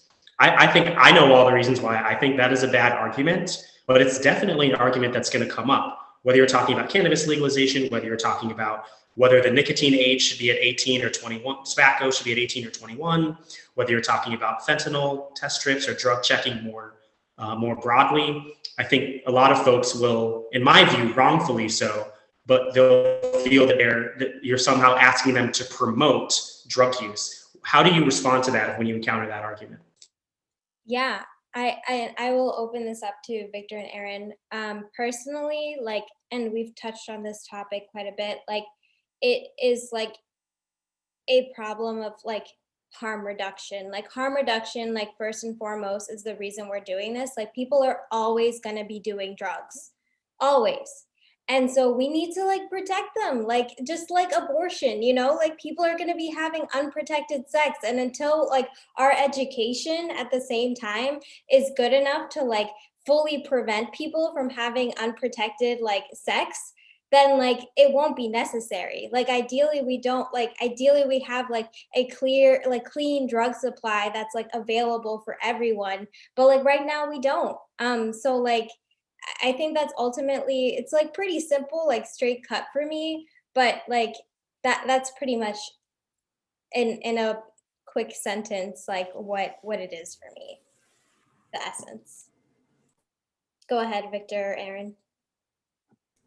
I feel we both are just like seeing each other unmute and muting back like in response. But yeah, I think my that's the same thing I would say is that I don't think it's promoting drug use. You know, people are already using this, and the problem is that they're dying. And what we want to do is create a situation where people are still using these drugs at the same exact rates. We're not addressing the rate of drug use, but to reduce the rate of drug overdose. And this is what we're trying to accomplish. We're not going to have any impact, hopefully, on the rate of drug use, up or down. And it's the same thing happened during Prohibition. Like people, there was like tainted alcohol, you know, just because it was being made like in like sketchy ways, and people were dying, like getting like poisoning from alcohol. And so this issue is not even new. But also trying to connect people with healthcare professionals. That's also kind of also like our aim, right? It's not. So that's like another kind of like thing that we're really trying to really kind of focus on with our advocacy work. I lost my train of thought, but yeah, so completely agree. Yeah, people are just going to use drugs regardless, but also like we actually have data that shows that like DARE, you know, like campaigns for prohibition doesn't work. Actually, it increases drug use. Right? Like there's been studies conducted at multiple universities that show that, you know, exposing people to like these drug prohibition campaigns have increased misinformation about drugs, as well as like the fact that, you know, there are all these other types of substances that they never heard of that they're now curious about and now are maybe somehow incentivized to actually try it. Right? So like in terms of trying to keep people safe, that's not, it's, we have enough data to show that that doesn't work, right? But parallelly, right, like just to give like an example, you know, passing out condoms, STI testing, and sexual health, right, instead of, you know, promoting abstinence Abstinence right? only. Yeah, abstinence only campaigns has been more efficacious, right? Like in terms of keeping people safe. So in the harm reduction drug space, it's the same kind of effort, same kind of trajectory, like that we kind of see ourselves within. I like everything all of y'all said. I just want to add one thing. There's a tiny part inside of me that doesn't love hearing people are always going to use drugs. I mean, it's true, but I would encourage us, and I don't have a better way of saying that, but I think that we should come up with a more strategic way of saying that. But I could be wrong about that. That's a conversation for another time. But I wanted to add to everything that y'all said.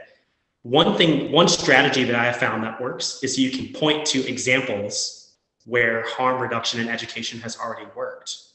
So the most obvious example to me is tobacco. I was born in 1982, and the Centers for Disease Control says that 41% of Americans smoked cigarettes regularly in 1982. In 2010, that number was 19%. So just in my first 28 years of life, the percentage of the US adult population that smoked cigarettes was cut in half. We didn't arrest a single person. We didn't charge a single person that smoked tobacco with a crime. What did we do? We educated the public about the potential risks and the danger.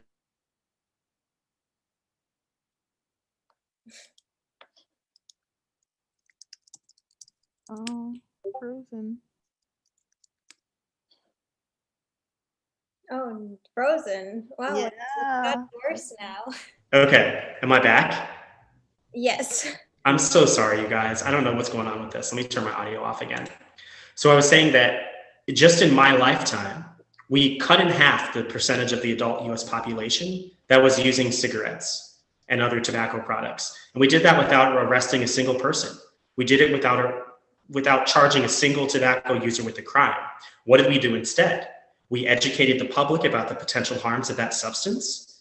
And we collectively as a society, and indeed even our Congress, held the manufacturers of tobacco products responsible for what they did. There were huge settlements, right? Where states got billions and billions of dollars to try to fund anti-smoking cessation programs and to pay for the healthcare of people who had tobacco-related illnesses. We're starting to see some of that happen with opioids, like with Purdue Pharma recently, for example.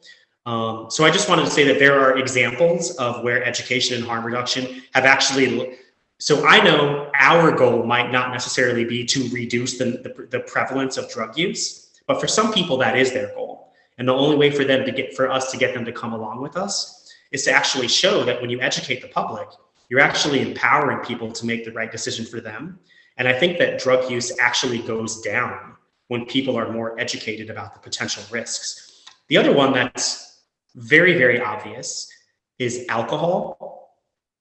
Raise your hand if you waited till you were 21 to try alcohol, right? Almost nobody ever, including with the permission of their parents, right? I don't want to put my mom on blast, but when I was 18 or whatever, she would be like, I don't want you drinking alcohol, but if you and your friends are going to drink, I would rather that you bring it here and that you just drink here at our house and you stay here and you sleep here and you don't drive, you don't leave, because I think that's less dangerous, right? So her approach was, you're going to use alcohol and so are your friends. I want to try to help you do that in the safest way possible. So I think that there are examples that we can point to. The other thing about the alcohol one is that it's not working, right? So sure, we could have conversations about, is it safe for a 17-year-old to drink alcohol? Well, objectively, medically, absolutely not, right? It's not good for your nervous system, for your organs, for your brain, which is not fully developed. So you're 25, by the way. But if alcohol prohibition was actually based on medical science, then the age of alcohol purchase would be 26. Why isn't it? Because that wouldn't work. Nobody would wait till that long. Anyway, I'm just filibustering again now. So just wanted to give people food for thought and maybe some examples that you can think about and play with when you're in some of these conversations, whether they be conversations with other advocates, with political opponents, or even. You muted yourself, Scott. That was it. Yeah, no, I got you. I think that's like definitely like also really helpful and like something that we can like incorporate as well, giving like evidence, like based examples from campaigns that have worked in the past. Yeah, it'll be interesting because yeah, the research with tobacco is pretty clear with like the cancerogenic potential, but like with like psychedelics and stuff, or with like cocaine maybe, but like yeah, it's definitely something we should like incorporate a bit more. So I'm trying to close up hopefully in the next like 10 minutes. This has been a really good discussion, so I didn't want to like cut anything out. So we've talked about our process pretty much. So ultimately, like at the forefront of our minds is like the MORE Act and like how it's passed and how like everything is pretty much riding on Georgia. So I really want to give some time for Scott to kind of like talk about his work with Repair Now and any other kind of like activist work, and how students, like either students living in Georgia or like us, can like help out and really contribute. And if it is ultimately like a combination of like making sure people are registered to vote, but also like education. So like, yeah, what aspects are you like working on, and what's that experience been like? Yeah, thank you. I apologize. I'm going to go with a video off in the hopes that I don't cut out again. But I actually really like this picture of me. I'm not even sure how this became my Zoom picture, but I'm feeling it. I hope you guys like it too. Okay, so I do have to be careful here in the following way. Repair Now is a 501c3 nonprofit, so we can't endorse candidates and get involved in political campaigns. It's illegal for us to do that. So our work is quite different. We're focused on, so we've hired 3 contractors that all live in different parts of Georgia, that are local to Georgia. I think all of them have lived there their whole lives, actually. So what we're paying them to do is basically, we found activists that are doing Get Out the Vote, GOTV work already. And we're like, hey, we want to pay you for the work that you're already doing. And one of them is an SSDP alumna as well. So I'm not going to give their names because I didn't ask their consent for that. But here's what we're having them do. They're each reaching out to as many local jails as they can in their geographical part of the state to make sure that those states are taking steps to ensure that anyone who's being held prisoner there still has access to voting. Because just because you're in jail, especially if you haven't been charged with a crime, which, as I said in my introduction, the average local county or municipal jail in the United States, 80% of people that are being held prisoner there have not been charged or convicted of a crime. They simply can't afford cash bail. So they're just held there until they have a trial or whatever, or until they plea bargain, or until their charges get dropped. So I'm sort of digressing here, but one of the main reasons that people take, forgive my language, one of the reasons that so many people take shitty plea bargains from prosecutors is because that's the only way to get out of jail. Otherwise, they have to just sit there until their trial happens because they can't afford $500, $250, $1,000, whatever it might be for cash bail. So we try to make sure that those folks have access to voting. We also are doing everything we can to help register voters. I actually learned recently that Georgia actually, as a percentage of their adult population, something like 98% of adults are registered to vote in Georgia. And that's because of the amazing work that organizations like Fair Fight with Stacey Abrams have done in the past 5 to 10 years to make sure that people are registered.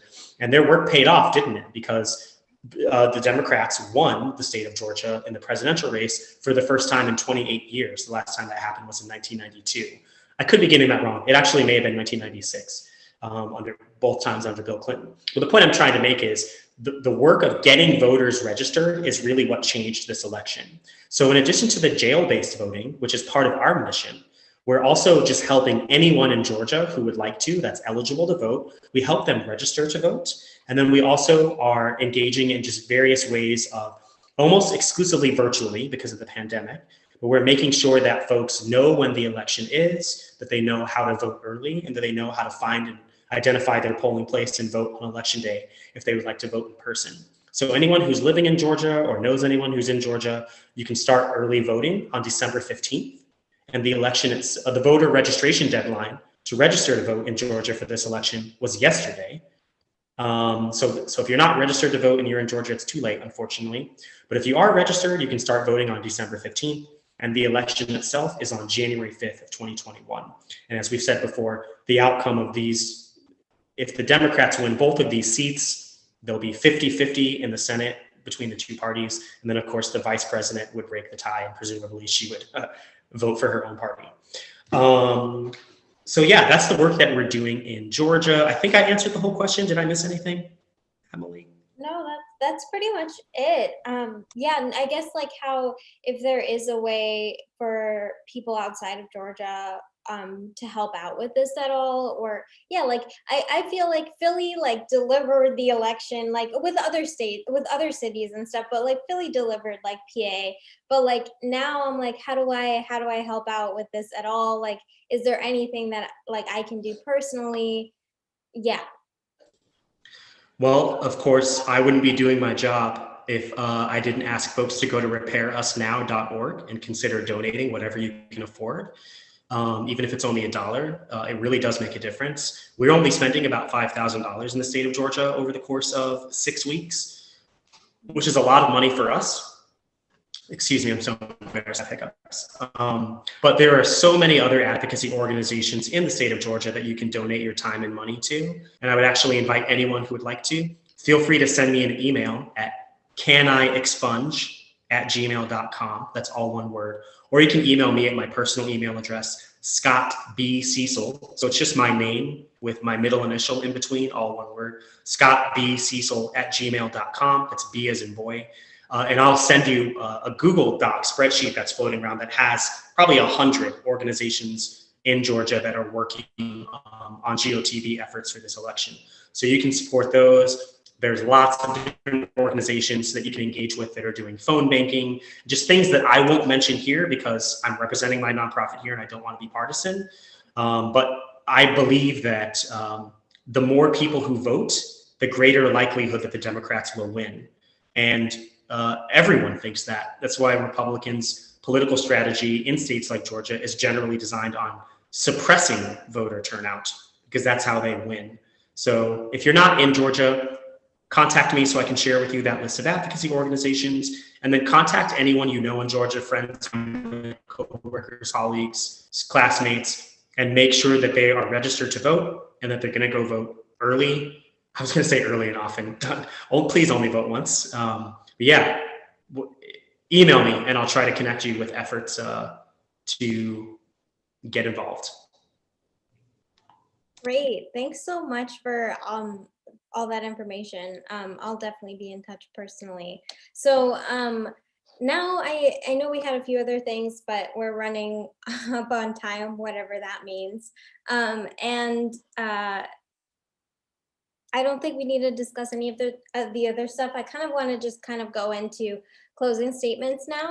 So with that, I want to ask you guys, like, how are each of you guys like moving forward with like personally and within organizations like SSDP to make this work more of a reality at the federal or local levels for your constituents, and what your aspirations are regarding this work.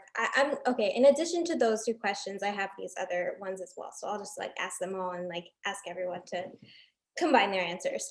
Then also, like, I think with this kind of work, thankfully we've seen a lot of successes, but you know, there's definitely a lot of like hurdles and difficulties, like personally with like doing this work and getting answers that, you know, may not be as like positive as like you would have hoped. So like when things become overwhelming, how do you guys continue to practice like self-care at an individual and community level? Where can we reach you guys, for example, on social media? And then 3 books or articles that you've read that inspired you. It's a lot. Victor can go first. That is a lot. So the first part of how I'm hoping to move forward with this is just continuing to be open to new ideas, continuing to learn, continue to have dialogue with people in the space. I think that's how I've always like, it's almost like unbelievable to imagine that I feel like I consider myself having entered this, the psychedelic and the drug policy space really like after April 2019 when we had the Intercollegiate Psychedelic Summit. And it's been like a little over a year and a half, and I feel like I've learned like just so much in that time. And so it's just keeping an open mind, meeting people and having these great conversations. When I went to Horizon last year, it was the same thing. I felt like I came out of there like supercharged with new ideas and perspectives. And I can't wait for in-person conferences again. Those are really the best places for me to learn and really feel like I come out so invigorated and ready to like do new things. I'm also hoping to keep working with IPN to keep trying to discover what sort of niche IPN is going to have that's different in this space from the stuff the SSDP is doing, the DanceSafe is doing, the DPA is doing. How are we different? What is our role to fit, to fill? That's something that I think we're still trying to figure out perfectly. And I'm excited for that. The next question you had was, how are we taking care of ourselves? Trying to meditate. That's honestly it.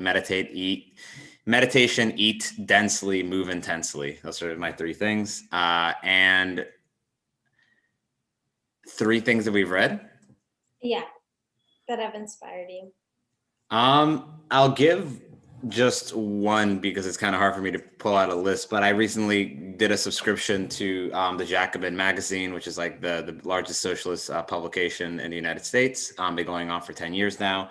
The last fall issue was really great, and I really enjoyed it. And the last article in it was why socialists should be Republicans, kind of like putting on its head the idea that like, Republicans don't actually stand for like what Republicans were supposed to stand for, but that what the initial idea of what Republicans were supposed to be for creating this strong federal republic, that really is like the best thing for like socialists or people with like really progressive socialist leaning ideas, that they should take up that mantle to create a strong republic. Because if you're going to have a socialist revolution, that's going to be easier from a strong republic than from this disjointed union of 50 states, like semi-nations combating against each other. So that was my like most influential thing that I've read recently.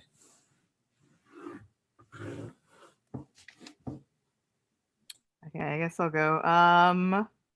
So moving forward, I already mentioned this, but like trying to focus on coalition building, like seeking out other people that are passionate about harm reduction effort and protecting the lives of, of local people in Philadelphia, but also, hopefully, in their respective region, looking at trying to figure out how to kind of navigate governance and get funding for, like I said, these peer-led initiatives that have shown great efficacy, like kind of trying to figure out like what that actually kind of looks like, what the hurdles would be. I'm pretty sure that they like trying to get funding carries a unique set of challenges. But I think the point is kind of remembering that what we're all trying to do is ultimately,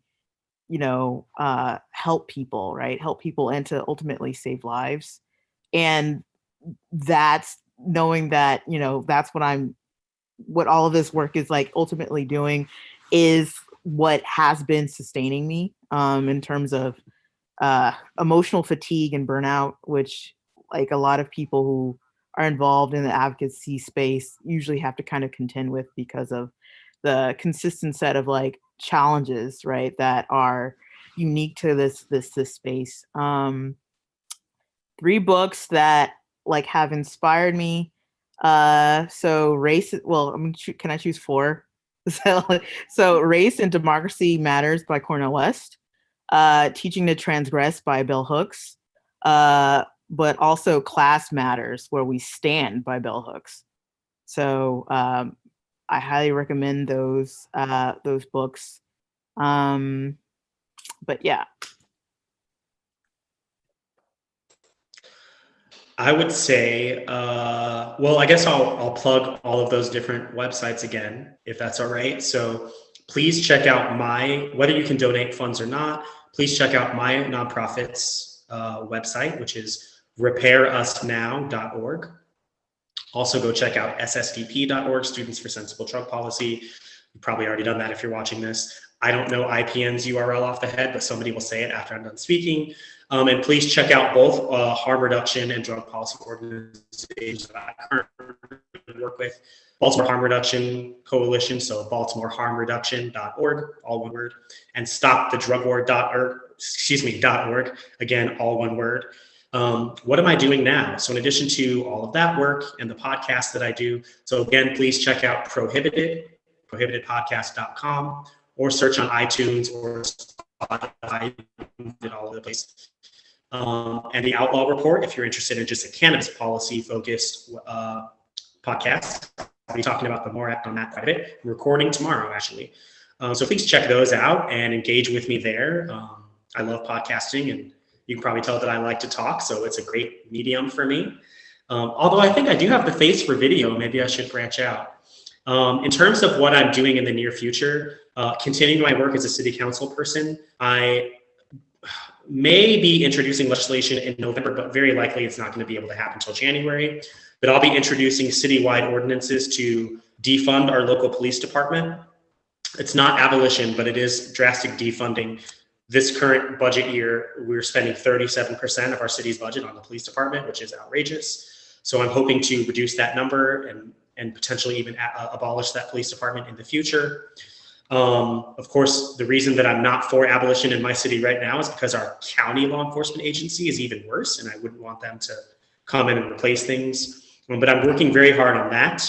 I will also be introducing legislation in December or January to decriminalize drug possession and decriminalize sex work in the city of Mount Rainier, Maryland as well. So those will be in the form of a lowest law enforcement priority. I will note for people, That's actually, even though we say decrim, a lot of these decrim measures, particularly at the municipal level, are actually what's called a lowest law enforcement priority, which just means it's your local law enforcement agency's lowest priority to enforce that law. That's what happened in Washington, D.C., and Ann Arbor, Michigan, and Santa Cruz and Oakland and California when it comes to psychedelics, for example. And actually, the Oregon decriminalization thing, I'm embarrassingly, I of all people have not looked into it deep enough yet, but it's not full decriminalization. It's a form of prioritization from enforcement. But we can talk about that another time. So I'll be working on those things locally in my city, and hopefully we'll have the opportunity to start going to Capitol Hill again, hopefully after the pandemic in 2021, and be engaging with folks there. A close friend of mine is the policy director for AOC. So I'm like fangirling so hard that I'm going to get a chance to meet with her sometime in 2021, I hope. I was going to try to do that this year, but the pandemic happened. So I'll be working on those things. Things that inspire me. So please read Moby Dick by Herman Melville, just because we had that huge discussion about it earlier. Funny enough, Aaron, I was going to say, I haven't read Race Matters by Cornel West, but I have read Democracy Matters, which is actually where I learned all that stuff about Moby Dick. So I also encourage folks to read that book. And I saw you shaking your head, Aaron. I was like, she's going to know I'm taking this from Cornel West. Because that's where I first heard that, and it was mind-blowing to me. So I hope you all found that interesting as well. Please go read that book. And then I would ask folks to also, it's for some reasons I mentioned earlier, it's very important to understand the queer Black feminist perspective when it comes to things like dismantling the drug war, dismantling patriarchy, dismantling capitalism, etc. So I encourage folks to read the Combahee River Collective Statement of 1977, which is a collective of Black feminist writers and advocates who came together in the mid to late 70s and wrote this very amazing piece of Black feminist literature called the Combahee River Collective. So please go read that. In terms of self-care, I can't lie, y'all, I've been struggling with that, especially during the pandemic. I've actually, since November 10th, I've had 6 family members sick with COVID, including my dad, who is in the hospital. Unfortunately, he's back out. But I've been struggling with that. This is so embarrassing to say, but like my Netflix consumption has gone super up. My caffeine consumption has gone up. My porn consumption has gone up. My eating habits have gone down. I've gained 20 pounds since March. I was already really skinny, so I'm actually not mad about that, but I don't think it's good weight. It's right around this midsection that you can't really see on the video right now. So I've really been struggling with that. The reason I'm being so personal and just revealing all these embarrassing things about myself is because I know I'm not the only person who feels that way. I'm very much a homebody, and believe it or not, even though I'm a talker, I'm kind of an introvert, but even I am like really starting to feel it now in terms of not being able to see my friends and be able to socialize that we're all accustomed to, and not able to really have the human interaction that we all need in order to be sane human beings. So I think Victor and Aaron's answers were great. But just try your best to take care of your emotional, physical, and mental health and well-being to the best of your ability. But if you can't do that right now, I think it's okay to give yourself a little bit of a break and be easy on yourself, because the world is not normal right now. I'm going to smuggle one last thing in, Emily, which, I've dedicated the last 10 years of my life to drug policy reform, almost 11 years now. And I'm going to continue doing that. But I have resolved that it was going to be a New Year's resolution, but I don't really do that. So I'm starting it now. But I've decided that every time I do any kind of public speaking engagement or speaking event where I have a captive audience, I have decided that I will never not at least mention climate change. And we have to get serious about climate change. It is the most important governing challenge and most existential threat to the survival of human beings and every other species on the planet. For hundreds of millions of years. We've really got to get our act together, or at least for tens of millions. We've got to get our act together right away. For context, the IPCC, the International Panel on Climate Change, released a report in January of 2018 saying that in order to stay below 1.5 degrees Fahrenheit of global temperature rise, which is the tipping point where we don't think we can reverse the damage or come back from that unless technologies which don't exist today are invented, like different forms of carbon capture. In order to not reach that tipping point, As of January of 2018, we had 420 gigatons of carbon that we could continue to emit into the atmosphere. Globally, we emit about 45 gigatons of carbon every year, which means just since that 2018 report, we've gone from 420 gigatons now down to 300. So that gives us a budget of 8 years, means we have 8 years to stop emitting carbon completely, or we're definitely going to hit that the 8 years gives us a 67% chance not to hit that tipping point. So does anybody else think that we're on track to stop burning carbon in 8 years? It sure doesn't seem like it. So right now, today, tonight, right now is the time where we have got to get serious about this, or it's literally the end of the world. It's literally the end of the vast majority of human beings and all of our animal cousin species to be able to have a quality of life. So I just encourage everyone who's hearing this or who's watching this now or later, anytime you are having a conversation with anyone, with anybody about anything, it is literally insane not to talk about climate change. Can you imagine, what are we going to say to people in 25 years, in 50 years, when they say, what were you doing? Why didn't you take any action? We don't have a good answer for them. It's literally insane that this is not the only thing that every single one of us is talking about every day. And it can't get much worse than this for that to be true. So I just encourage folks to do that. Thank you.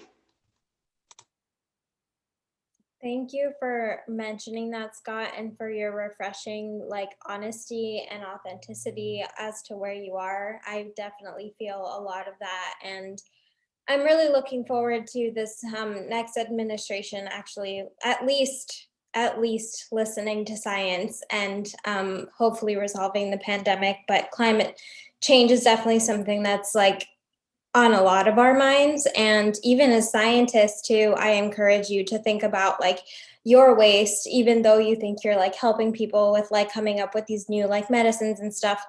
We use so much plastic and so many gloves and all of this stuff that just is disposable because it's easy, because it's sterile once and then it's gone again. So I really encourage you to think about what your individual role is, but also collectively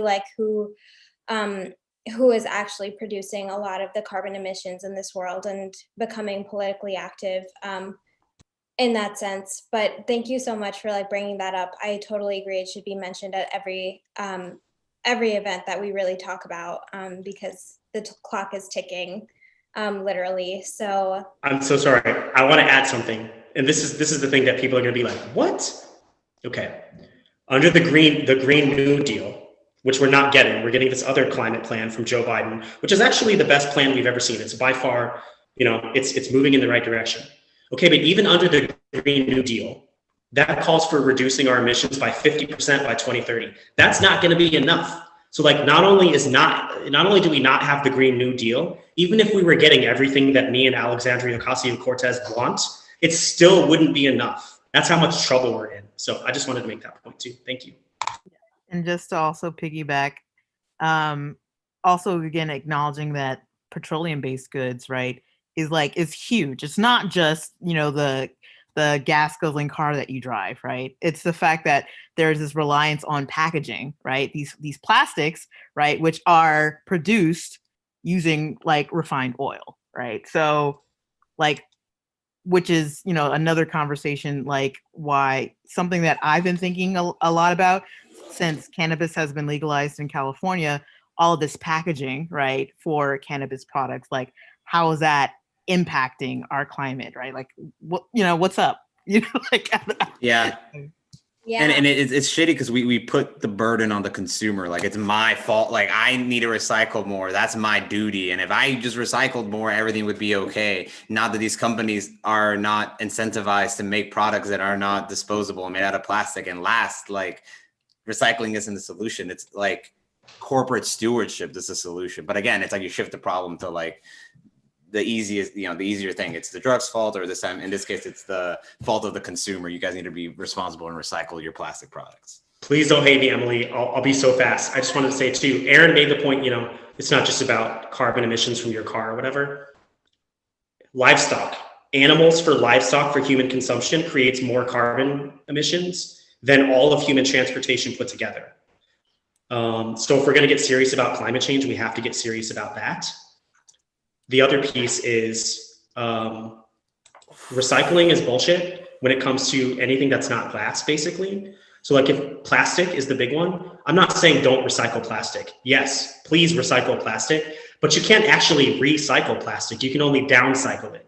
That's what the number, when you look at the three arrow symbol on plastic, that's what that number means. You can only downcycle to a lower number, and then it eventually goes to a landfill anyway. So a landfill in a different country where we're just like pushing our problem onto like a poor population that we can exploit. And if you have never with your own eyes looked at a landfill, please go do that, because the average American is going to send 70 tons of garbage to a landfill, each one of us. What's 70 tons times 320 million people just in the US? Who's going to clean that up? So anyway, I'll stop now. Just a quick aside, because I would feel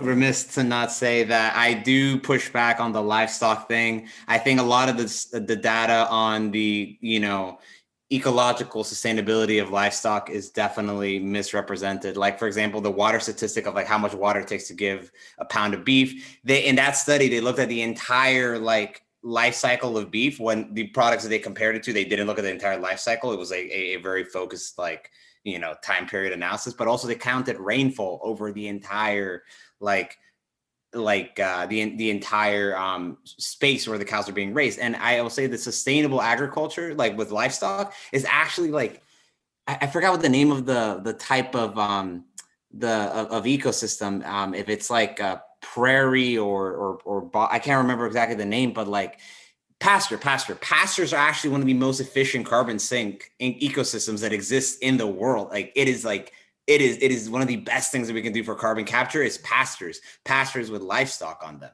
And countries like I think New Zealand and Scotland have implemented these things and found some really good success. And so I think meat consumption can still stay up. And I think honestly, meat consumption, I'm very pro meat consumption, eat more animals, have more animals. I just think we need to do it in a sustainable way. And it is possible in a sustainable way, but corporations don't care about sustainability. They care about bottom lines. They care about their profits. And so we do it in the most destructive possible way. And that is definitely a problem. The way we're doing things right now is awful, destructive, awful. But it's not the livestock, it's the companies, it's capitalism, blah, blah, blah, capitalism as a whole. So in short, Victor, you're saying you do not subscribe to the flatulent cow theory. The methane. Because the pastures will, if pastures are efficient carbon sinks and we have pastures in the United States and we cultivate this land instead of creating more farmland with a bunch of corn, then which we grow more fucking corn than we ever should be growing. We grow so much corn because companies subsidize our corn. So our agriculture could be astonishingly sustainable and a net positive for greenhouse emissions if we did not just do it in a way that is to maximize corporate profit. Corporate profit is what's killing us right now. If we were optimizing it for well-being, we'd be set.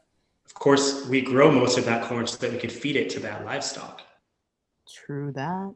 But the corn is not the best thing for them to eat. Pasture corn finishing is one thing. Nor is meat for us. Controversy. Meat, animal products. Emily, we need 3 more hours so we can talk about it. I could get on this animal product.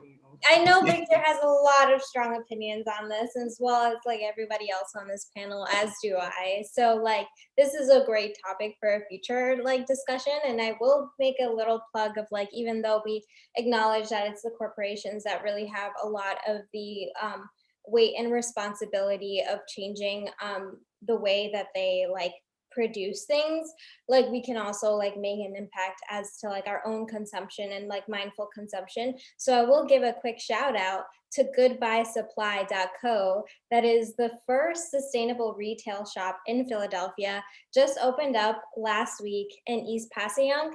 And I would definitely they didn't tell me anything about this. I haven't checked it out yet, but that's where we can start as well, from our own individual perspective. So I highly encourage you guys to check it out. And thanks so much. Like, thank you, Aaron, Victor, and especially Scott for making time to have this discussion. I thought it was super productive, lots of food for thought, and I hope to have you guys on a future panel for sure. Yeah, thank you so much, Scott. Thanks, great. everyone. I love you guys. This was great. I had so much fun. You. And the IPN website, since we didn't plug that one, is ipnpsychedelics.org. PSPS's website is penpsychedelics.org.